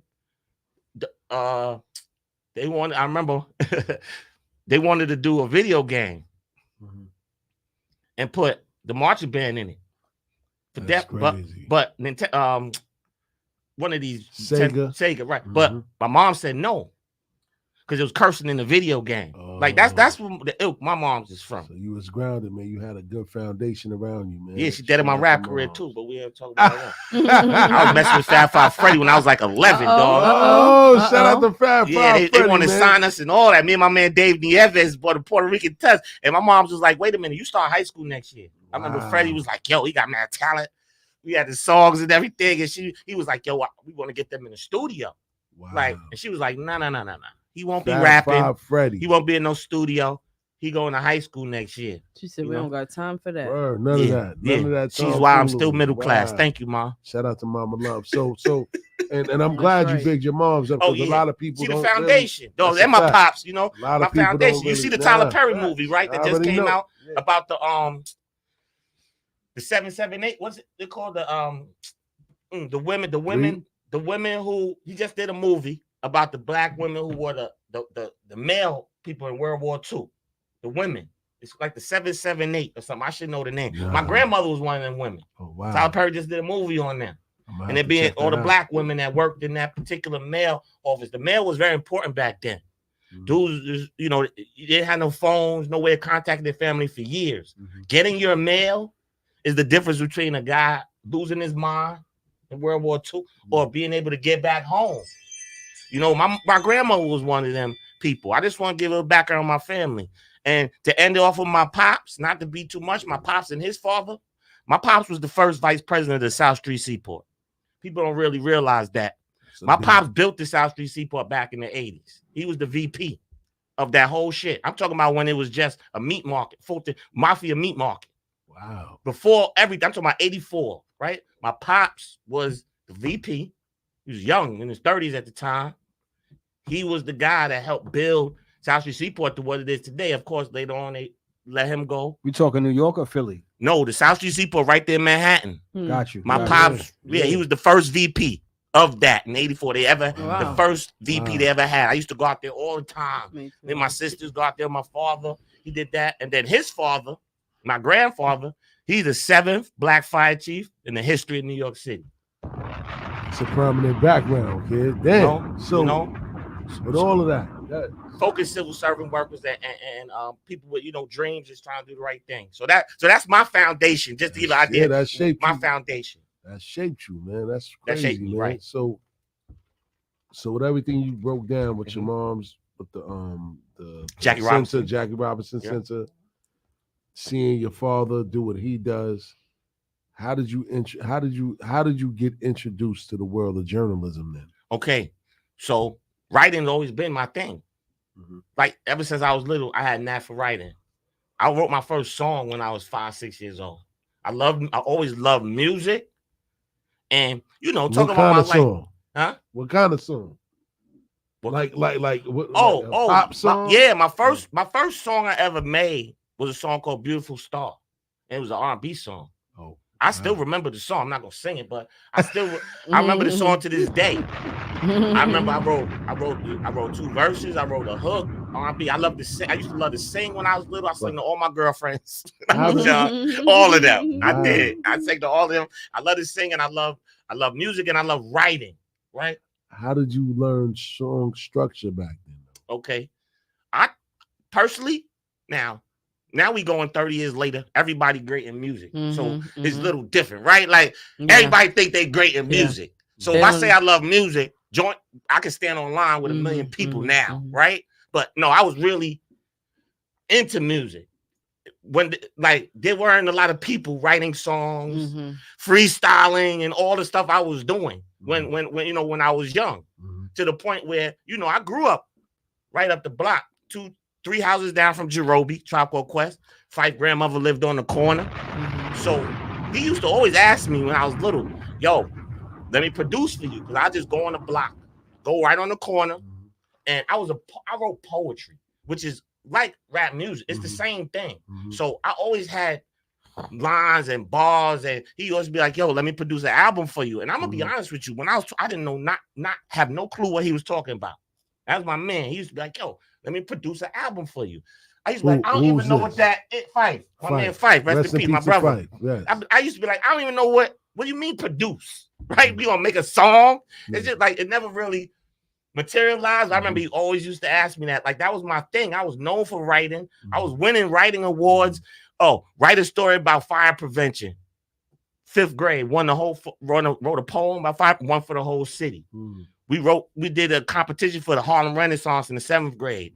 Wrote my little poem, won that shit for like the whole state of New York. Like I was really into the writing thing. I love sports, I love music, and I love expression, writing, being on stage, performing. right? I loved doing all that when I was young. I was known for that. So that's really where I got my start, just loving music, loving songs, and loving writing. I had a knack for writing, and I knew early on that I could write anything really quickly and effectively. And tell you the truth, I built a whole life off of that, bro. And we gonna get to that. Word up, man. So you mentioned Fife. Rest in peace to Fife, man. I lived around the corner from Fife myself, man. So what was it like working with Fife? Because I know that you guys had a show back in the days called The Fanalist. Yeah, before Mason, all them. Before Mason Cam, you and Fife had a show called The Fanalist. What was it like working with Fife, and how passionate of a sports fan was Fife? Well, I know, like I said, I know him since I was born. So we used to always bullshit about the Dallas, the Giants, go back and forth with the Jets. The Jets suck, this, that. Like, he was just as big a sports fan as he was into rap. That's why it was easy to transition to do that show with him. Like, if he wasn't talking sports, he was talking rap. And of course, Fife is known for his sports references in his songs more than anybody to ever do it. Yes. And that wasn't just because he was thinking of slick shit to say. And Bo knows that. He was. Bo don't know Jack. He loves sports. Bo can't rap. Just like music. So working with him was crazy because I knew him ever since I was young. He was mad cool. Like, my first college I went to was Hampton University. Shout out to the black colleges. Yeah. Fife and them would come up there. First thing they would say, where Moke at? Right? So they gave me a lot of credibility on the campus back then. Like people be like, yo, do you really? I'm telling them, yo, Queens is like, those my peoples. Fact. That's my man's. Right? When Onyx came through, when Lost Boys came through, like, they don't realize this is Queens. Yeah. I know all of them. Like, and those so all of that really influenced me because I grew up in a time in Queens, as you know, where everything was about creativity and trying to push the envelope to the next level. It wasn't necessarily to become a star. It was more so like what you're going to contribute to the culture and be remembered for. Right? That's the era I grew up in. So that's how I was moved when I was younger. That's how I always moved, And then the sports, it was like, boom, my uncle, he is Supreme Court Justice. Right? Boy. Les Leach. He is Supreme Court Justice. They know him, right? He retired now. So he did appointments for the governor, all that laid back stuff now. But I learned a lot from all of them, that really contributed to, who I am and like what I do now. And what I love is that you're not one of these kids or not a kid, you're a grown man, but you're not one of these people that shy away from the success that your family's had. Nah. You know what I mean? You're proud about where you come from. You know what I mean? You got to be proud. Yeah. And as a black man, you got to be proud, right? Because again, like I'm going to say, I came up in the era of the 90s. So there was a lot of us that were very talented, very special, that you getting hiccups back then because we was targets. We didn't even know how big target. The more you shine, the more target you was going to be. So a lot of us had hiccups that kind of stopped us from having immediate success, that we wanted. But you just learn how to be resilient and to just keep going, So let's fast forward, man. How did you connect with a guy like Rob Parker? Well, it's kind of the same thing as Fife. Like, well, little dude, I grew up with him, and like you said, let's go back to Fife for a minute because I didn't complete the question, and keep me on track because I got tendency to. Everybody, please keep me on track. I got tendency to go left, but So years later, I'm doing my thing. I'm covering sports. I'm doing my thing. I'm taking 10 steps forward, 2 back, 10 forward, staying in the game, radio, doing my thing. He was always cool. My cousin, Jax, rapped with him for a little period. He went out to Japan. I didn't know Rob rap. No. My cousin Jax. Okay. He was real cool with Fife. Okay. So that's how we got out to Japan or whatever. But what I was just saying, so how we actually did it was I always knew he was in sports. One day I had to do I was doing a story for Slam Magazine. And I was like, you know what? I'm gonna do a story on my man and how he's into sports and everything, and the rap thing. And we always talked about Fife starting a sports show. And then I was working with the Shadow League, and I started working with the Shadow League back in 2012. I used to always get him on the show, and then he was like, "Yo, we need to just start our own little thing together." So that's what we came up with, Fife and Gambler Sports Rap. And we used to record it at the Matrix Studio. My man DWI, right? Shout out to Mike, man. Yep. My brother Mike, man. Mike Ray. And honestly, it was taking off crazy. And I mean, not to go back in time, but before all this, we had a couple offers, the stream and everything. And then, as you know, unfortunately, the kidney kicked in again. Yeah, man. And this time he didn't make it. But it's one of them things in life where, you think about, because I knew we was going to blow with that show. Sports is what I do. Yeah. A lot of people say that. That's really what I do. They call me Stats when I was little, and they ain't call me that for a reason. Sports like rap nowadays. A lot of people try to do it because it look cool. And if you have a following or whatever, they'll just listen to you talking, right? I like to be around real sports guys, guys that really know how to talk, that understand history, can go date me back 30 years, pre-LeBron, pre-Kobe, pre-Magic, even things of that nature. If we talk about basketball, we talk about baseball, take me back. I'm like a sportsologist. There's a difference. I study it on a whole nother level, and then I apply it through my coaching, my son, baseball, different things. So writing, sports, music, creativity, you combine all of that. I was never going to be my uncle. I was never going to be a lawyer. I was never what I thought I wanted to be at first. I was never going to be a judge. I was always going to cover sports. It helped mold you into who you were. I was always going to do sports because I realized that's just what I love. That's what I love to do. And then, so the thing with me and Fife was definitely going great. And my most cherished moment is we got together the last interview. I had Chris Lighty, rest in peace, Busta Rhymes, Fife, and Tip all on the phone. And this was after a time when none of them had spoken to each other for a very long time. That was a big accomplishment. So what I did was, since I was messing with Fife, I was like, yo, we're going to get Busta on. We're going to get Chris Lighty on. We're going to get Tip on. And we're not even really going to tell them. We're going to tell them, Fife wants you to come on. Of course, they're going to come on. Absolutely. Because they might not have been talking, but if a brother call, you're going to answer, right? That's how it go, right? You like, I talked to them for years, but so they're like, oh. So that's the most classic. That was like the classic Fife and the Gambler episode. And I say that was like the last classic episode we had because he passed like 3 months. 3 months later. I'm glad they got to talk to each other again. I'm glad they got to talk. Buster was like going crazy, talking about Fife grandmother and this and that. It was like, really, I was just like a spectator in that because it's like they had, Chris Lighty died probably like a couple months later. Then Fife passed. Yeah.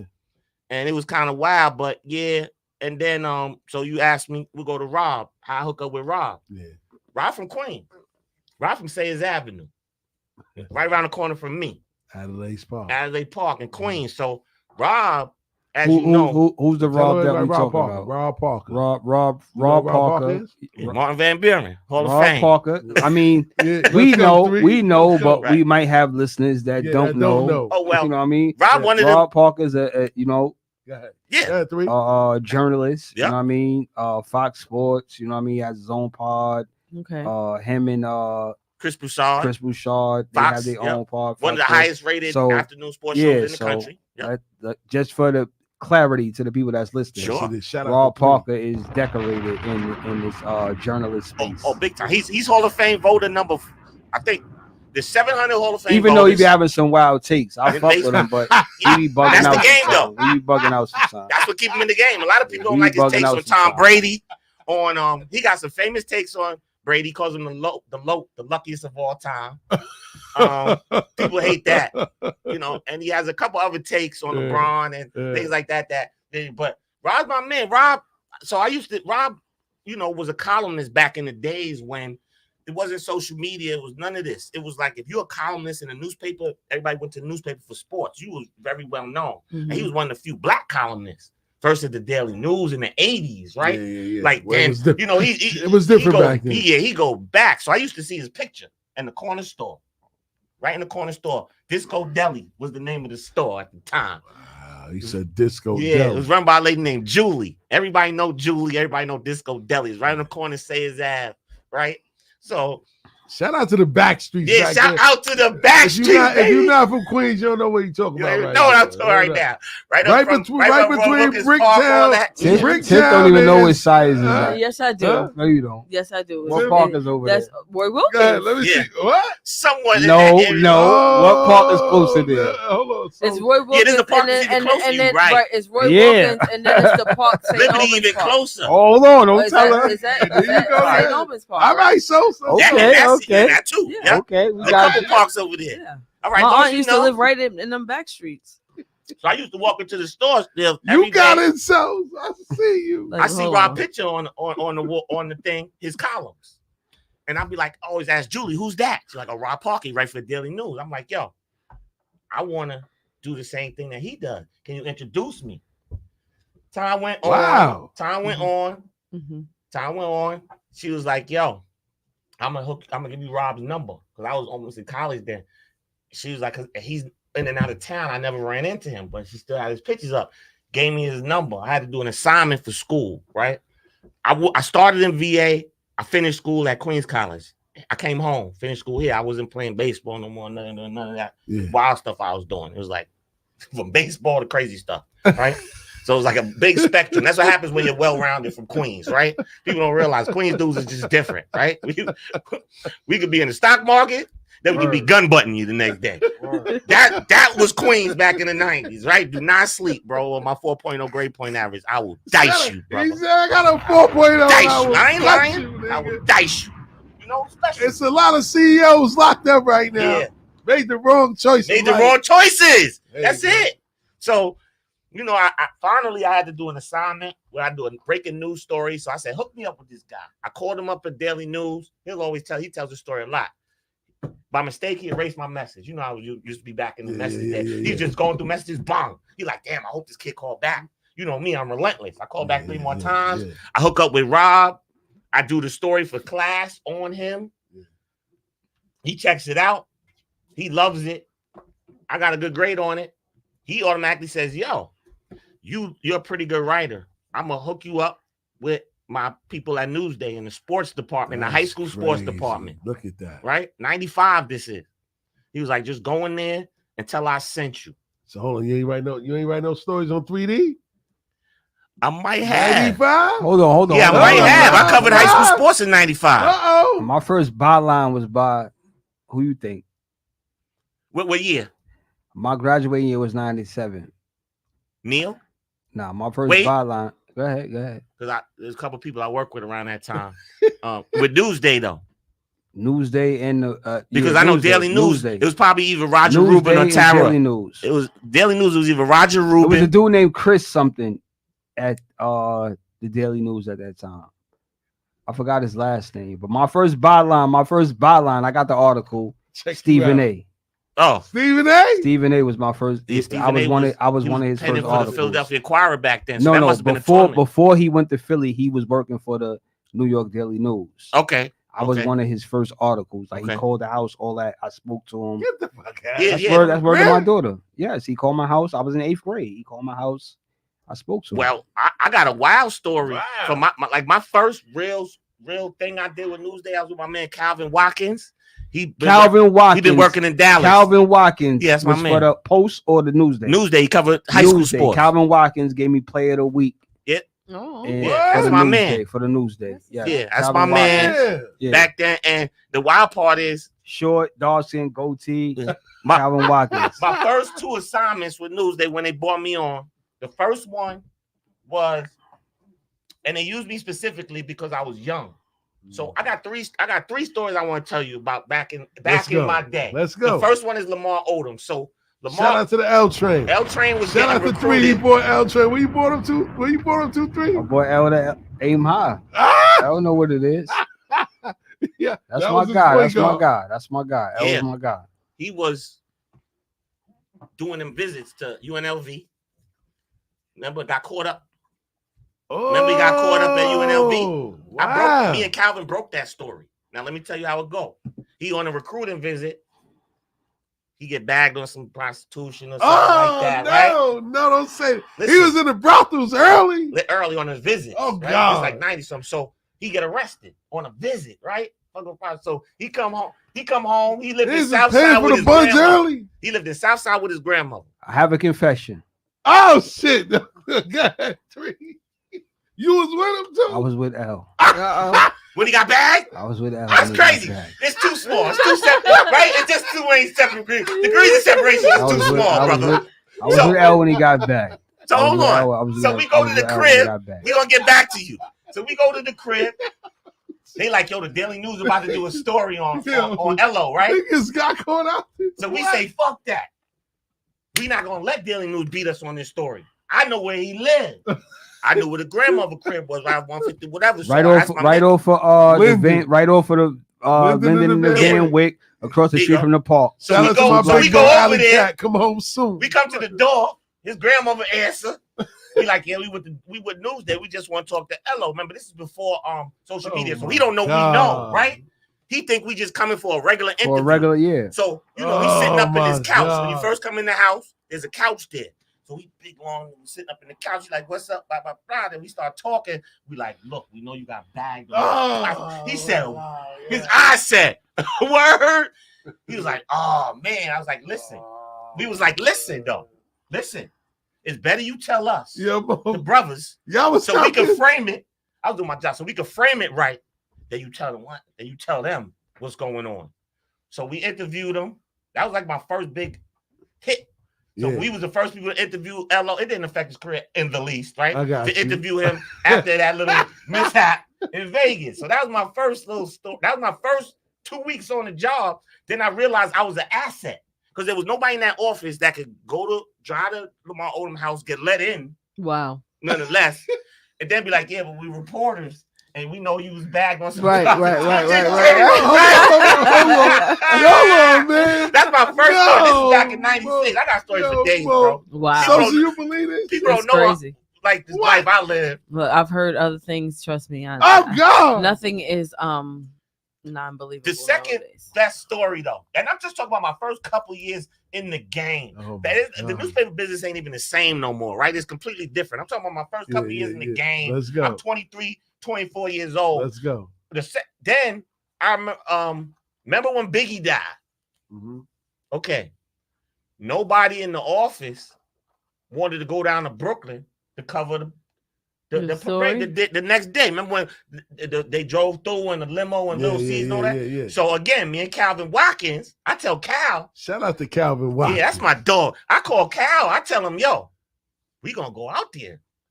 My people, there's gonna be people I know out there. We gonna be all right. Trust me. It was thousands and thousands and thousands. Yes, I remember that day. Me and him hop on the train. It was a sad day. Plug in. But go ahead. It was a sad day. You go now. No, I just wanted to say it was. I'm gonna come back in after you talk about that day because I segued into that day. Talk about that day from your perspective. My perspective, I was young. I was going to school down there in LES. You was out there. Everybody was out there. I wasn't out there, but I cut school that day. Oh God! And me and my homegirl was like, "Fuck that! We represent. Like, we're not going to school. It was all over the streets. We didn't go to school. We went to Brooklyn. We hung out, and we watched it when it happened. It showed on TV. So we was watching it. We had cut school. We smoking blunts. Like it was basically like morning. You know, everybody was affected. It started about 7 a.m. in the morning. Yes. Right? And we was on Biggie's block, I think St. John's. So we was on so his friends was outside. They was drinking and smoking. I wasn't even out there day long. I was in baby. So me and Cal go out there, but we reporting, right? Yeah. So we gotta interview people. He don't know nobody. I see little Shaheem. I'm like, yo, he's like, who that? I'm like, that's little Shaheem.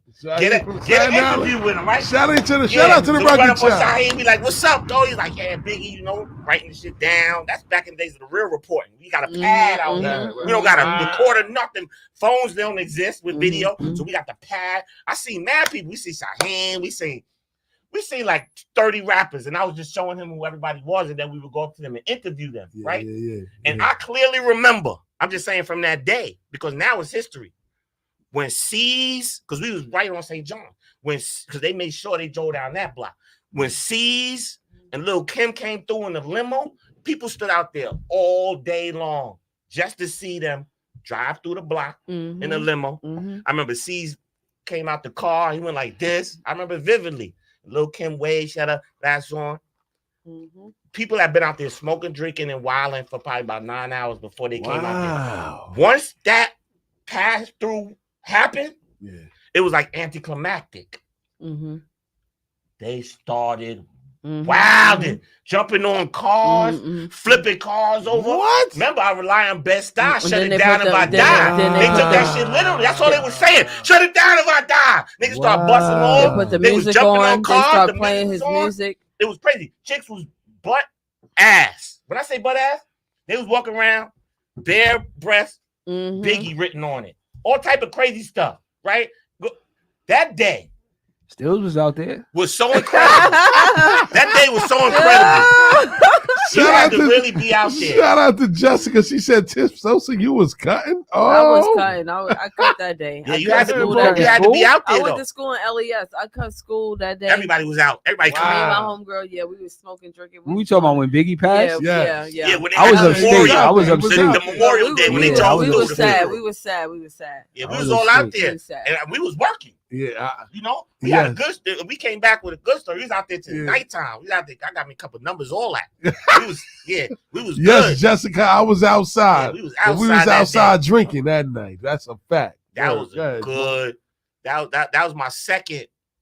My third early incident where I knew, hey, I think I could do this, especially being young. They had a PSAL high school championship. I think it was 96. 6. Who was in the PSL? It had to be Roberson. It was Manhattan Center girls. It was the girls' championship. Oh, girls. So it was Manhattan Center, maybe Mary against Bertram. Roberson girls, maybe against, but it was Manhattan Center. They had a girl named Lisa Williams. If you remember her, nah. Because Mace, I remember Mace paid for her and a couple girls What? to go to Lawrenceburg Prep after. Get the fuck out of here! Shout out to Mace. I ain't know that. Yeah, Mace paid for her and like 6 other girls that was real ill in basketball. Remember Lawrenceburg Prep used to bring them up to Prep. Lawrenceburg Prep, they get you scholarship. Yeah, shout out to Lawrenceburg. That was ill, like post-grad school. Y'all saying Lawrenceburg or y'all saying Laurenburg? Laurenburg in North Carolina. In North Carolina, yeah. That's Gil Reynolds. Yeah, was the coach. Yeah, but Mace paid for Lisa Williams and she played for it was Francis Lewis. Remember Einstein? Francis Lewis was tough. The little short coach they had, Einstein. What was his name? Little short chubby guy. Girl, you talking about the girls? The girls. Yeah, talking about the girls. So they were playing in the championship against maybe Roberson, somebody. It don't really matter. But I remember they were losing at halftime. Yeah. So Madison Square Garden, that's where they played the championship. You come out the tunnel. Yeah. She was mad, so she jumps up and bashes the exit sign. Right? And there was a guy named Tommy Hemans at the time that was running the PSL. That was a real drag. Tommy who? Hemans. He ran the PSL. He was a real drag. You know him 3? Right. No, I heard the name before. Yeah, Tommy, he used to run PSL for a while. So they wanted to suspend her. And everybody wanted to know why she broke the exit sign. She was passionate. They wasn't letting none of the reporters in the locker room to interview her. Again, I'm 23 looking 18. I just take my credentials off. This is when reporting was fun. See, dudes don't know about the early days. That's why I don't get these dudes no respect out here. Because they didn't really put in work on the reporting tip. I took off my ID and just walked in like I was a brother or something because I look young. Security looked at me, let me walk right in. They ain't know I was coach. I go in there, I take out the pad. I'm like, so why you break the glass? No other reporter in there but me. He said that was another lit break story I had. So I was able to infiltrate because of my youngness and my blackness. Whereas when I covered baseball, they would be looking at my credentials like 10 times to see if it was legit. So I walked right in, I interviewed her, asked her why she smashed the glass, ran that story. Nobody else had that story. Halfway through interviewing her, the security come in, they look at me, they see I have a pad, they be like, you with the press? I'm like, yeah, I had a nice 15-minute interview. They're like, nah, you can't be in here, it was too late. Those are my early years of reporting. Yeah. It changed a lot after that. But that's why I fell in love with the game. I said, this game for me. I know the streets. I'm a scholar. I know sports. I know people. I love this game. They can't. I'm a dominate this game. No question. No question. So I was real young doing it. Covering Super Bowls, covering World Series. I was young. I'm talking, that's to me, that's like a lifetime ago. Because I've done other things since then. But I'm talking mid to late 90s. I was doing that. So what's that, like 97 or 98? Well, I started with Newsday in 95. I worked there from 95 to 98. And then I got a job in North Carolina covering the ACC. I was covering Duke, North Carolina State. From there, I went to Florida. So were you the Magic? So were you when you were covering this thing? Were you like a beat writer? Yep. Okay. So you were a beat writer for, was it high school, college, or was it? Well, my first job, overall sports. Because with Newsday, I was an intern, and then I was just doing high school sports. Okay. And then I was doing leisure sports. It wasn't considered a full-time job, but to me it was, because I was still in college, and we was getting $175 an article back then. What? Yeah, that's good think money. About it. Right. So think about, you're in college. I write me 5 articles a week. At $800. Yeah, because a lot of we people got the criminal. We got the criminal guard of journalism in here. A lot of people didn't know. A lot of people didn't know Stephen A's past. Like he was with Newsday for a while, and then Rob is Stephen A's mentor. Rob Parker's Rob Parker's everybody's mentor. Bless you. Yes, thank you. Rob brought Steve up. Rob brought everybody up. Rob's the OG. Let me reach back and bring you forward. He did it with Jamel Hill. He did it with who's also my daughter's godmother, by the way. Rock with Jamel Hill hard, because before it became popular or everybody wanted to do it, that's what I went to school for. Yeah. Like I wanted to be a journalist and a TV analyst. Yeah, sure. That's what I wanted to be. Like before that was my major, journalism and broadcasting and communication. He do say that. That's what I wanted to do. So when Stephen A, and I kind of got the idea when he called my house that day when I was in 8th grade. He called my house. He asked me a few questions. We spoke, whatever. He wrote the whole article. And that was when I was a freshman at Bishop Loughlin. I was only the second freshman. I was only the second freshman to start varsity since Mark Jackson. Yeah. So that gave me that. You know what I mean? I was like, yo, you know what I'm saying? Like I want to move into another. Back then, especially them playoff games. I used to be out in Brooklyn covering those high school playoff games. Because Stephen A came a long way. Like he wasn't, all that what Jason Whitlock was saying about him. Like it's funny, but to pivot a little bit before we get off, I just want to go back to something came down the pipeline today. Let's go. About he got his ankles broke. No, basketball. No. Oh. Carmelo Anthony had words about his relationship with George Karl. Oh yeah, and George Karl went in on him. Really? George Karl ripped Melo. George Karl replied, he overrated. He ain't good. No. Yo. But Melo said their first interaction when George Karl took over, must have been tough. Their first conversation was George Karl telling him, "I think you're overrated. I think what? George Karl was an asshole. Yeah, bro. but old school dudes. Yeah, he's an old school guy like Larry Brown, those North Carolina guys. He told Melo, "I think you're overrated. I think you're more like an deadlift strength type of." It could have been a motivation though. No, it wasn't, because he's an asshole. He is an asshole and a prick. And he's still saying the same thing. He roasted him on Twitter. And but George Karl always responds to everything. If you know George Karl, he always responds to everything. My thing is that the people that he put the narrative out there on Carmelo, oh, he's selfish. He takes more shots than he wants to play defense. Yada. But George Karl was a role player himself. Mm-hmm. He played with George Gervin. North Carolina. He went to North Carolina. Exactly, but he played in the NBA and played with George Gervin. Sure. And he despised George Gervin because he said George Gervin never passed him the ball. George Karl? George Karl? Yes, George Karl. So he always hated. That's what it was. He always shit we got to deal with. He always hated the best player on every team. So that's why he has issues with Carmelo. Mm-hmm. He has issues with Sam Cassell. He has issues with Gary Payton. Yeah. He has issues with Big Dog Robinson. Yeah. He has issues with Ray Allen. He always has issues to mess up a lot of their careers. The best player, because he was a role player himself. So he favored the role player and despised the superstar. So it was just funny to me because I have my own little chat with my friends, and you know, some people are siding with like, "Oh, Melo just." Hey, listen, man, Melo scored 28,000 points in the NBA. If you get the 20, if you get the 28K, you in different category. Like you different, my nigga. Like you different, my nigga. Facts. 28,000. That's a lot of buckets. You different. It's only 9 niggas with 28,000. You different. And let me tell you something. Melo, the best Puerto Rican basketball player in the history of fucking basketball. Yes, he's too. a fucking His Puerto Rican. His pops was a young lord. Let me break oh down. wow, the young lords we already know. Boy, young lords in the Bronx. Little pops was a young lord. He was 6. Little pops, Carmelo Iriarte, died when Melo was 2 years old of cancer. That's what journalists do. Carmelo did soul searching late in his life with the help of Lala, who helped open him up to a lot of things. Shout out to Lala. Yep. And shout out to Tommy. He really learned about his dad when they asked him to join the Puerto Rican national team when he was in high school. He was like, I knew I was Puerto Rican, but I didn't know how deep it went. Then he found out his father was a young lord and an activist. Shout out to the young lords. Then he said, oh, he took him a long time to start like you don't realize how much of a void not having a father is for some people because they become successful and you say, well, he didn't need his pop. I know. But Melo showed you that as successful that he was, he said he still had a hole. He didn't know who his pops was.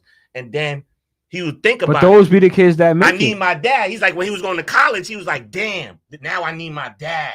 When he was going to Cuse. That's when he started doing research, finding out his father was a young lord. He was a social activist. He used to be upstate dropping 60 on dudes in the yard. Upstate in Sing Sing, dropping 50. Yeah, now little Pops was dropping 50, 60 on dudes in the yard. But he never. This is true story. But he was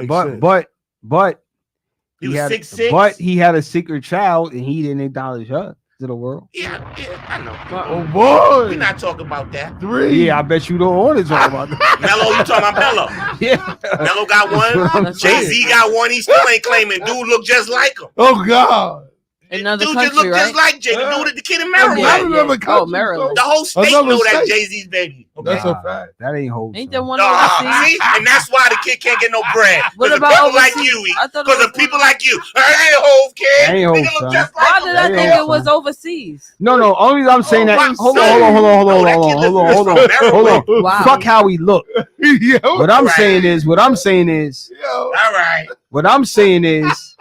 It's no way you're You saying waiting. like everybody else say it's too late. It's no way you're waiting until you're this age, and your mom's probably already told you, no, let's have this paternity. You can file somebody to do a paternity test. No. You can. You have to find Jay to take that test. No, he could get they could lawyer up and get a paternity test. That's my point. It ain't happening. 3. Lawyer up. 3. That case will not hit the. Jay still gotta agree to do it. There we go. But you don't have to. A But they not motherfucker walk in force here right now and be like, yo, I think you're my mother. I think you put me up for adoption. And they could subpoena you to come give your DNA. Absolutely. What? What are y'all talking about? Exactly. They They can subpoena That's you. how they find They can deadbeat subpoena dads. you Not for nobody your down with DNA. They can subpoena When you your for money your. long, That ain't happening to Work with the Jay. Illuminati. That ain't happening to Jay. He Okay. protected. 3. If y'all want to spin it, spin it. I'm just Beyonce, telling like, y'all. Get that little No, nigga you're out right, of though. here. If y'all want to Right. spin it, spin Beyonce, it. like, get that But I'm little just nigga telling out y'all of what here. it is. She told Yeah, Jay that. yeah. Jay I mean, probably he do wanted- look If like y'all him. want to Jay like, I spin want to it, meet my son. spin it. Beyonce said, hell Hold no. on. I think Hold the girl from Maryland that the mother died and had cerebral palsy and passed away. Mhm. I think that's his daughter. I think that's his oldest living child. Oh my Okay. God. Jay-Z. So, I think let's that just say we know I Jay know got the one son thing. out but there. the son that looked like him and all that shit, I'm not I know jacking one that. thing. He All rap his too. kids The girl, look yes. like him. Hello, his His genes kids- is undeniable. His kids, when you see his kids, you know. So, those are his son. kids. That nigga ain't his son. I don't know. You know I why? mean, Because with he that- the son Enough is still about alive Jay-Z. and the mother's still alive. I What you mean, got there's for still me, God? coincidence. The mother will be fighting for a DNA test. There's still maybe not. Maybe not. Maybe she don't want that. No, but she should want that. The I'ma son keep might, them but answers maybe short. she Just don't. run up. But the young lady that said, "This is my father, my mother died of cerebral palsy." Jay, I didn't my even know mom's about in- a girl. Yes, Another it's a girl. young lady. It's a young lady that I've been saying she's Jay-Z for the last decade. You really What? think Blue But her Ivy the first mother- kid you ever had in his Yes, I mean, 50-year-old life? but her mother passed away. Her mother passed Billionaire away. 50-year-old life? Her mother passed away. Like Wow, she really? has a little bit Yeah, I of heard his. about that. Yeah, she has a little bit of his, But I really think that I believe her. Why over him? Because I think that if it was him, he's living, the mother is living. We're subpoenaing Jay for a DNA test. Wow. You're going to take my DNA as the mother. You're going to take my son's DNA, and you're going to take Jay-Z's DNA, and we're going to get to the bottom of it. But the the mother passed away already, so she was like, Jay-Z been my dad. Like, he used to give my mother money. He was send her. He met her when he was pumping out here in Maryland. Yada, yada, yada. Yeah, so I believe her. I don't believe this nigga. That's crazy. I didn't even know about. I didn't even know about. That's what I'm saying. I don't believe this nigga because if I'm living, my mother's living, nigga, we taking you to court. We getting that DNA, nigga. You my pappy. You the pappy. I'm the pappy. You the pappy, nigga. Yeah. All right. You know what I'm saying? We got to speed this up. We definitely in overtime, man. So. Moke, man, tell everybody. Son, you the CEO, my nigga. You could go to 11, nigga. Nah, but you know, I got Nah. I feel you. Time is of the essence. I got feel you. MLBbro.com. Yeah, explain that, man, and explain how the mainstream industry accepted that, being that we already know what it's for. MLBbro.com. You know, that was started by Rob and me, Rob Parker and me. Let's go. And co-owners in that. And it's, you know, covering black and brown baseball players. Now, you know, a lot of people in the black community, I guess that, you know, the disconnect of baseball happened, I would say around the 90s, because baseball used to be huge for black people. They wear their Sunday's finest to go watch these Willie Mays and these dudes play. I'm talking about dressed from head to toe. Black people used to be out there watching baseball, right? Somewhere along the line between Michael Jordan and... You know, something else. They got all the brothers that stopped playing baseball. After Ken Griffey Jr., it was like it went black. That's a fact. Cause we don't play baseball like that in the neighborhood, and that's like that used to be highest something we played. Like when I grew up in Queens, we played baseball every day in the street. My first sport. Off the warehouse. All you needed was a box. You and your man in a box, right, and a ball in the bat. We used to play baseball all the time. But I was trash, but it was my first sport. So we figured, you know, Rob been in the game forever. I've been covering baseball a long time. We understand all the intricacies of the systemic racism in the game and the different things that are clearly part of the game. How they try to make all the players cookie cutters. They try to take the athleticism away from us, our advantages in the game. It's all metrics based, and you know that's why they have the numbers in the analytics. It's really to stop the black athlete from blowing everybody out the water. Is bringing in a mathematical equation that slow down the greatness of the black athlete. They're doing it in basketball. They force incredibly gifted dudes to become shooters because it makes it easier for us to have everybody compete in the game, right? White boys couldn't stay in the game in the 90s with people flying around dunking over dudes and everything. There was no place for them, right? They was Steve Kerr or nothing, right? Unless you had some extremely talented dudes like a Bird. Right, but he once in a lifetime because you still ain't have another American white player as good as Larry Bird since Larry Bird. That's a fact. I'm talking about American. Luka and all them not American. Luka ain't American. That's my point. Tyler Hero about the best you could do. Wow. Think about that. Right. So as far as MLB Bro goes, we said, yo, there's 6% black players out here, but we know black people love baseball still. They just not really trying to give us anybody to love, any putting anybody out there that we can relate to. Our kids ain't relating to. We say, you know what? We've done baseball our whole life. So we always been the black puck on white ice, so to speak. You know what I'm saying? So doing baseball, you know, being from not the hood, but you know, the city. We're not from the Midwest. We're not from Cali. We're from Queens. You know, we doing this baseball thing, big Queen, and we doing it together. Not the little Queens. So we started just saying, you know, we started, let's do it. Let's try to start a site that focuses on just black baseball players because there's a niche there. There's a market there for that, and we know a lot of black guys that play baseball. They got their sons playing baseball. There's nobody to look up to. You got like 2 or 3 players. Let's cover the 6%. Players. So 6%. Yep. So being that Rob been in the game forever, he was able to lead us into this deal with MLB where we speak to the person. Shout out to my man Steven Arocho. Shout out to Del Matthews, the MLB diversity team and Steve Arocho especially. He's from Queens. He's the big time PR guy at MLB. He saw the vision. But remember, He from Queens, right? He's Hispanic and white, but he's from Queens. So he understood the vibe, right? And he ain't from Ohio, but he went to bat for us because he understands Queens diversity. Queens is the most diverse area on earth. If you go Google it, Queens, New York is the most diverse, ethnically diverse area on the face of the earth. That's a fact. Okay, so we started to do this. Our biggest objective was not only to cover Black and brown baseball players, it was to breed and cultivate the next generation of Black baseball content creators. That's why we got 60 people on our staff between the ages of 18 and 26. Because without them, is no base. Without the players, it ain't no Black baseball. Without the reporters, see, that's where they keep us out, especially. And without the reporters covering it, ain't no Blacks covering baseball. Therefore, we become eliminated from the sport. We got with baseball. They felt it. They partnered with us officially and announced it. This was 4 years ago. Well, 2 years ago, we got the partnership. 4 years we've been doing it. And we're everywhere. We're at the All-Star games. We're at the Negro League. We're all in. We cover Black baseball every day. We feature all the young brothers coming up. You know, a lot of white folk got a problem with it, but that's their business, because we know that this is very important to do. And we're not separating baseball.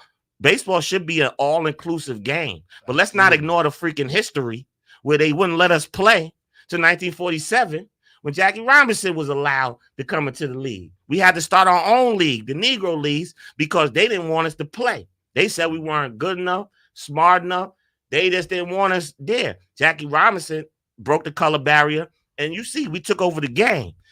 They say that it's not a Black person's game, but this is the last thing I'm going to say about that. If you look in the record books of baseball, it's dominated by Black players. Dominated. A whole fact. The record books are dominated by Black players. Hank Aaron. So, yeah, Hank Aaron, Frank Robinson, Willie Mays, Ricky Henderson. Don't matter. Goes on and on and on and on and on. Dwight Gooden. Dwight Gooden. Cocaine is a hell of a drug. It's a hell of a drug, but them guys, baseball in New York City was never the same after Dwight and Darryl left. The Mets, baseball in Queens, it was never the same. They are the two biggest players in the history of Mets baseball and the two biggest stars that the Mets ever had. You could talk about Tom Seaver. You could talk about Mike Piazza. You could talk about all these guys. It was Dwight and Darryl. So we just felt MLB Bro is important. We're going to continue to press it, especially on the grassroots level, because my son plays. You know, I hope he gets drafted one day. And there's a lot of young brothers playing, and they need the information about the players that they're like and what's going on with the play. They need to know there's hope. And they need to know how to conduct yourself correctly to get that opportunity. So MLB Bro is about all of that, right? About it. You know me, when I want to do something, I want to take on the world. There's never a project still that I ever hopped on that was easy. Yeah. A lot of them ain't work, but it was always original. I always wanted to do something that's my own lane. If anybody know me, that's what I'm about. And that's what I wanted to bring you on here for, because you got like you said, man, all of them outlets you've been a part of, Newsday, Slam, you know what I mean? Now MLB Shadow League, MLB Bro, MLB.com. Yeah. I done Bleacher Report, right? I done cover Super Bowls, World Series, NBA championships. Man, I was the first sports writer for BlackPlanet.com. First one, okay? Man. So I wanted people to understand what you bring to the table, man. So before we get out of here, we're going to go to Peep Game. I want everybody to know, where can they find you at to support your movement? All right, well, you can find me a lot of places. Sometimes I'm behind the scenes. Sometimes I'm in front of the camera, in front of the thing. But I do a lot of behind the scenes thing. I run, again, I don't have to name all of them, but I run several websites out here, and I control a lot of the content that you see. And you don't know that it's me. That's the editor of all this content that these people are producing and writing. But I do a lot of that. And of course, you can find me at the Shadow League. I'm the managing editor over there. MLBBro.com, Cole over there. You can check out Urban Spotlight. Those my peoples over there. KRS Shaft. They're my peoples. all of them, Hood Celebrity and Josh and all of them over there, KSR. So I'm doing a lot of different things, and of course, I'm every Wednesday in baseball season. You catch me on Fox Sports Radio with the Odd Couple doing Fair or Foul, my baseball segment. Fair or Foul. Yeah, I'm on Fox Sports every Wednesday night. Usually around 9 when baseball season starts. I also do the MLB Bro Show podcast, the mixtape that's on iHeart Radio. It's no baseball mixtape like that. Okay, it's after listening to me, it's everything you think it is when you talk to me, but it's delivered in a baseball package, and not many people could do that. Right? Let's go. Not to let everything out the bag, but we just got official show. We got an MLB radio, Sirius XM channel 89 show coming called the MLB Bro Radio Show. So we're gonna be on MLB Network now, and we're working on other things. But yeah, you could always catch me if you check me, the Gambler 24 on Instagram. Let's go. The Fanalist 1 on Twitter. It's like I'm outside, but I'm also inside sometimes, right? Because I got kids to raise and all that. But I'm in the game. Like your favorite journalist is I'm their favorite journalist. Put it like that. If you go ask Jamel Hill who the best baseball writer she knows, she gonna say me. Shout out to Jamel. Wow, I hear that. I'm just telling you, she gonna say me, right? You ask Rob Parker who's the most prolific writer of sports that you know, he gonna say me. Because this stuff I've written over the years, nobody knows. I've written, right? Same way I've ghost written, right? For people like Total. Nobody gonna know that. Let's backtrack. What you mean by Hold on. We gotta do a not privy to get that up. And we gonna definitely go to Peep Game after this guy. So not privy to get that up. I was about to say not Total. That was what would you cause can't do it. Okay. But I don't lie. I ain't coming up here to lie to nobody. I was just saying, like, I've done a lot of different things. The Gambler. And it's not all for somebody to pat me on the back. It's a real life journey of a legacy I'm trying to leave. And it's not a legacy free from mistakes and setbacks. That's what I want people to realize. It's not a legacy where I'm just breezing, right? I took some steps back sometimes to go forward. You gotta do that. Like I said, I'm from Queens. Everybody don't feel us the same way, bro. It's crazy. I've been in Florida. I've been in Louisiana. I've been all over this country. And I'm happy that you still here. Because we got our Peep Game segment. And I know Sosa got something good on the line. My brother Gamble do. Gamble going to stick around for the Peep Game segment? I want to hear what y'all going to do. I love what's going on here. I'm going to make this quick. I'm going to make this really quick. Let's go. Now I can drink more. Quick. What's happening? I'll make it quick because, What's that? You got to run off? We went into overtime and I got to go. But hold on, you got plans? You can leave. I step in and here we go. I can take over this segment. No, you can't. The phone is blowing up. I can take over this segment. No, you can't. Okay, go ahead. So real quick. She got to go home and cook for her son. Whatever. Boy. Shut up. He don't play that. He don't play that. He need that hot cooked meal. No, he can play stuff. He need that meal. I done cussed him out. Where the fuck you at? Anyway, shut up. Dinner time. Anyway, I can't fry the chicken like you do with Mom. Let's go, Super Bowl just happened, right? Okay. Talk about it. You get we're not talking about celebrities, status, balling, whatever. You get 2 tickets from, let's say, your job, right? Let's just say that. You get 2 tickets and you're like, holy shit, these are 2 tickets to the Super Bowl, right? Now you got your mans who loves football just like you. And, y'all talk about it. Y'all love football. You're like, Super Bowl. Wait till I call my man and tell him. You get home and wifey's like, I want to go. I want to go with you. We're going to start with Stills. We're going to start with Stills. Hey, man. Shit ain't no layup, nigga. Hey, man. What are you going to do? Hey, wifey don't know much about the football. It ain't DR. She wants Super Bowl. She wants to experience. She wants to be with her man. She wants to, she knows this is a happy moment for you. And she's like, I want to go. Do you be like, damn, like, I know me and my boy going to enjoy this because he know the game like me, but damn, my baby want to go. What do you do? What do you do? Go ahead, Stills. Go ahead, Stills. I set it off then. I'll be the sucker for love. and I'm going to listen, man. You gonna take your wife? I'm gonna take my girl with me. Why not? Why not? I mean, she'll probably look at me funny if I'm gonna take another nigga with me. No, she wouldn't because How she you knows know? like y'all are into football. Like he knows the game, you know the game. I'm gonna take y'all my both girl. understand what's going on, so she understands that why y'all have this love for football together. So it's not like no AO shit. I'm gonna Problem take, is, you if know. she I'm gonna wanna take go, my girl. But Go she ahead, want to Mo. go, and I'm you taking only my got girl 2 with me. tickets. Go ahead, All Mo. right, so what you say? I'm just listening, but no. If she wants to go, I kind of like. I don't got a girl. I got a wife. Is a little different. Too. That's what I'm saying. Let's go. Wife, your wife. Circumstances, but I think your wife gonna know if she's intruding upon what could be your few moments of pleasure, right? Like if you're a husband that's putting in work, you really ain't going out of town like that just to have fun. So for her to put herself in the middle of that, it would have to be something that for some reason she really wanted to go. Maybe, I mean, you could go, but you're changing the whole dynamics of my trip right now. But if it's that important to you, I would kind of probably be hyping my wife wanted to go to something. Okay, you know what I'm saying? I have fun hanging out with my wife. It's not like some dudes, I guess, go hang with their boys to leave their wife. I would just go hang with my boys drop to a just bomb. hang with my boys. But anywhere my wife want to go, I know I'm going to have a really fun time.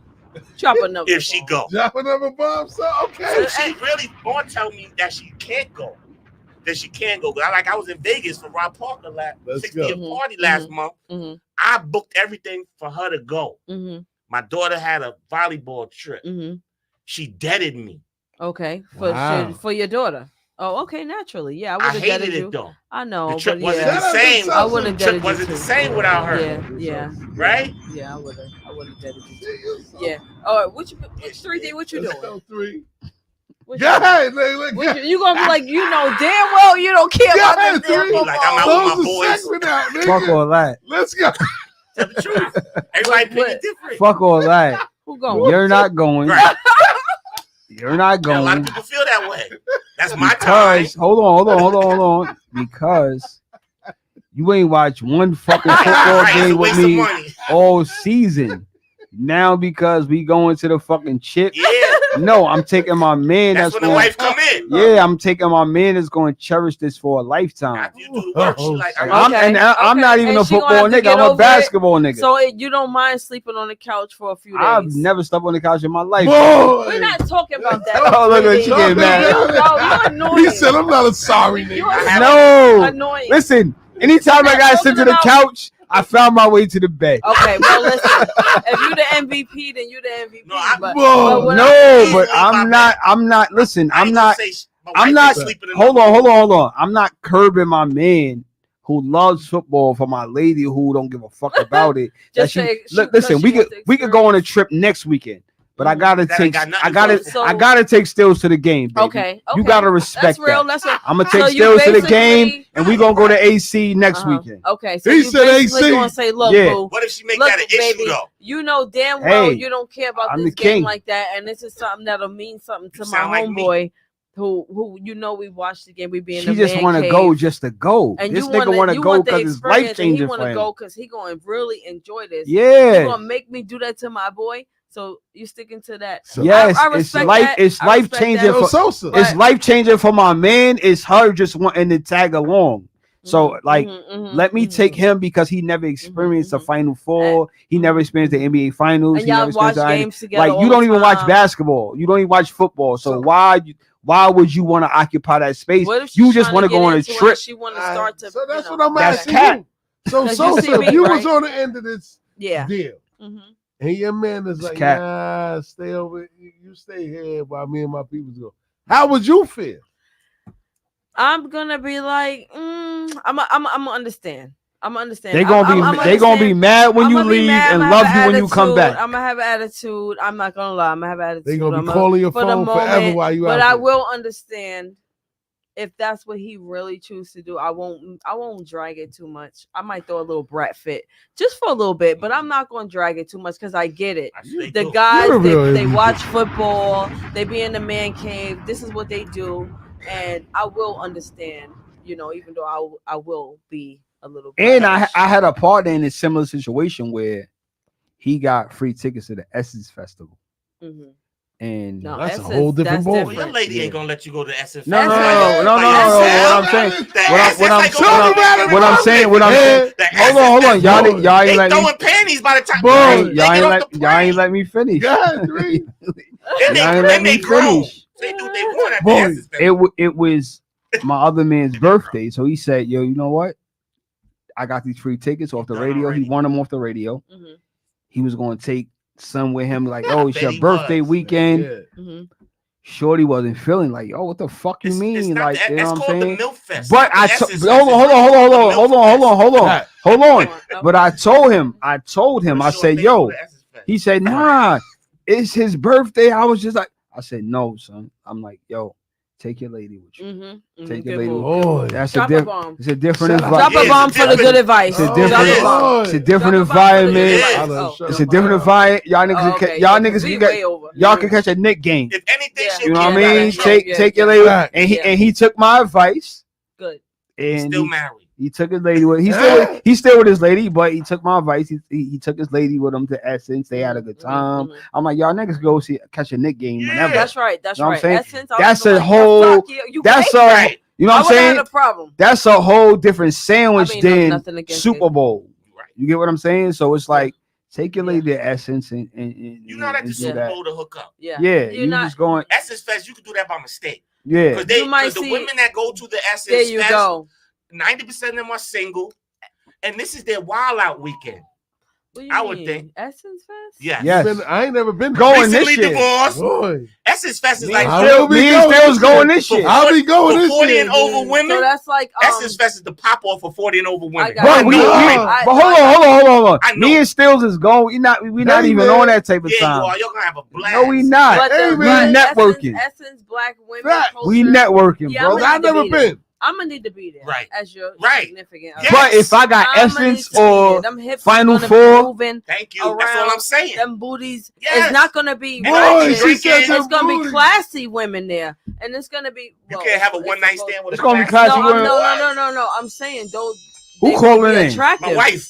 It's going. They It's will gonna be be. attractive. It's gonna be classy They will- women. She's Where? like, At the hold Essence on. Fest, no? Oh shit! Classy, He said it's look. gonna be classy women Look, at the no, Essence. I'm not saying they won't do ratchet things, but they'll be dressed appropriately. No, the Essence is. Let me Listen, dress surprise. I'm That's going. what we want. Hold on. I'm going to Essence. Oh, for real? I didn't Next. know. I'll I be thought there, Essence too. was classy. I'll I'm be there. going. Too. I It thought ain't. was It ain't. a It's. lady. It's about. This it- is old. Hold on. people. It's about your agenda. Like, I want to go to the Final Agenda. Four in April. That's Me like and going Stills. to I told church. Stills. That's like going to church to find a husband. Not really, but I hear what you're I mean, saying. not church, but like. I hear what you're Essence Fest, when saying. you hear Essence, But you my don't- thing you don't is, think- if you don't think freaking, you don't think the same. You think women are gonna look good and voluptuous, but If- they're gonna be Shout out dressed. to They're Sosa. not gonna If be- you- She said they're not gonna. voluptuous. They're not gonna look. I ain't heard that word since middle school. Hanging out Right. at Essence You Fest. mean they're not gonna be outwardly hung? They'll be classy, but I'm they'll not- still I'm be not attractive. classy but nasty. There you go. my woman has to understand, And if that's I what we got don't final, want. if I got If Final Four or Super Bowl or tickets, and I want to take my homie, you gotta understand that, baby. You gotta understand that. You gotta understand that we watch sports. You Not gotta too many women understand wanna that. get Like, involved in you that just want to anyway. go just to go. This nigga want to go because that's a life experience. He really into the sport. You gotta understand that now. If And you I'm gonna act if stupid you're for a super second, insecure, but I'll understand later. I will. You the MVP. You might be on the couch. Shout just out a to little three. while, He not said, too "Fuck long. all that." Maybe an Hey, hour. my or two. guy. Bring my Yeah, guy. Yeah. Word up, man. Man Yo. shit. Like you said, I'm a Listen, I king. love that. Yeah. and I'll let her And go shout out with to my you man. for that being real. Yeah. Facts. Like, yo, go ahead. Yeah. I'm gonna give you the ticket. I'm gonna give him the other ticket. I'm not going. Wait, hold on. Huh? Old fat. She gonna be like, what? No, because is she needs to. boring. No, I she don't needs like to it. understand that it means more to me Right, I get letting it. my and I man like go that. to see the game because it's not really that serious. That's a sitcom example. Yeah, something they would do on because a TV show. and that's the conversation we had a few weeks ago. It was like, yo, sometimes men just go out just to kick the shit with their With they boys boys. and have a Y'all good need that time too, and yeah. talk Have a and couple yada It yada ain't yada. always- Women think you going out to chase pussy. Yeah. All the time. But my thing is that if you've been outside long enough You ain't at a chasing certain them. age, That's like I used to Right. think men didn't have feelings. I used That to be should- like, that no should matter be- what we do, it ain't gonna bother them. They don't care. They're that men. should be They're over like for you. bricks. And then I realized, no, it hurts. It bothers them sometimes. Some. So that wasn't All listeners, stay with us. That wasn't peep game. It might have sound like it. It might have sound like it. Who are yours? No, that I'm What I just said? telling our listeners that what we just talked about, it wasn't peep game, No, but it wasn't peep game. we about to go into peep game. No, that was peep game. That was peep game. That was peep game, but she Yeah, asked. but I asked Yes. about the tickets. Yes. Okay, well, I'm wrong. So my peep games are not gonna always be like Men versus women. that shit was very women oriented. Like it was favoring them. It was.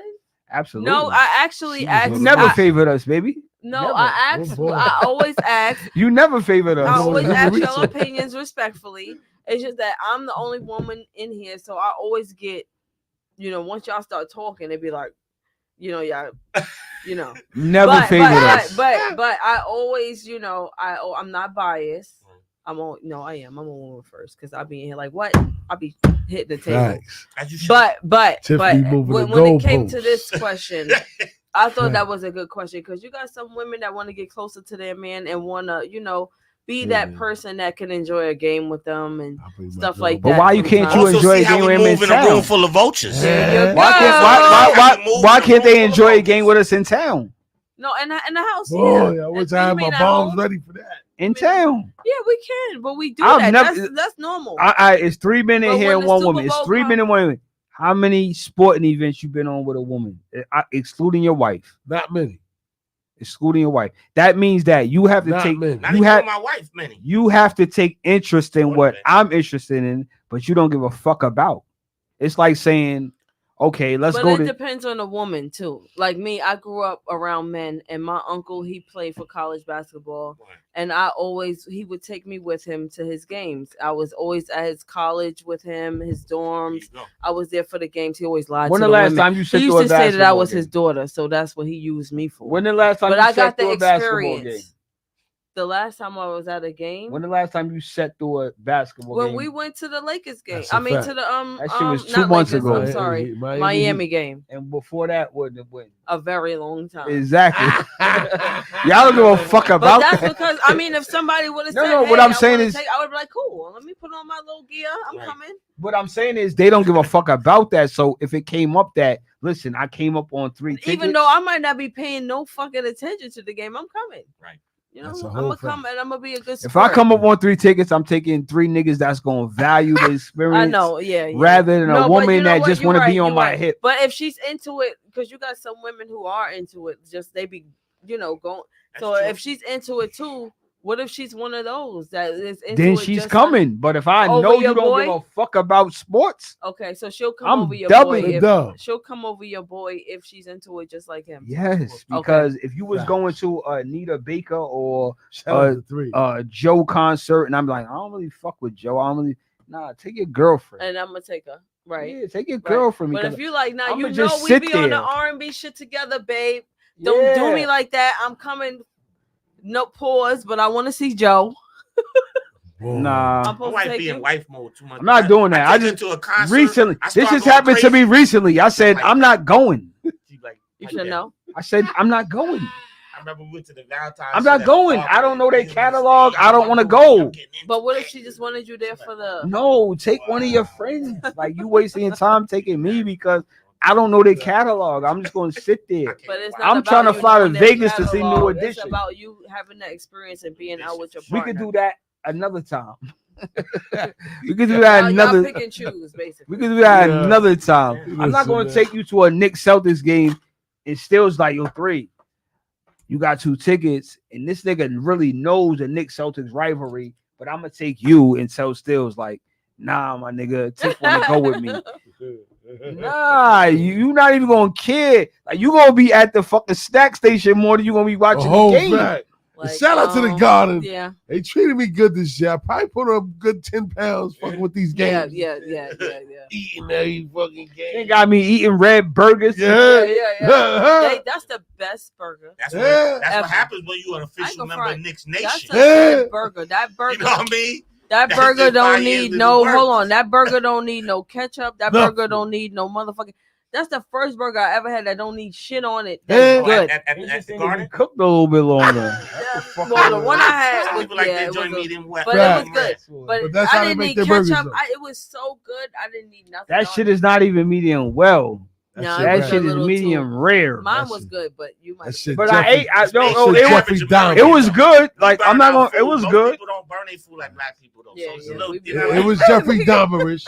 my Facts. wife got me is the one that got me to order my burgers medium well. Well, She was that's like, right. "Why are you ordering meat well, Nah, steak well shit done?" done. We're like, where are you Medium from? well, right. Yeah, that So shit- it's not Who that too does shit- that? hard. And It then I does- started It does getting make them a difference. medium Super well. oversized. And I was like, "Oh yeah, he was sure right. are. Yep. He was right." So we about to lock it up, man. Oh, you know what I I'm saying? forgot No I off didn't do season. that. Still is a great. This was fun. Shout out to my guy Gamble Dukes. I knew it was gonna be an interesting episode because Give me my 2 guy hours been next around. time. We already This is know. fun. You gotta come back on Sunday to We gotta liven do that these again. niggas up. You know what I'm Yeah. saying? Don't forget, man. Anytime. Every Friday, man. 8 to 10. No off season on Barzoom's radio, man.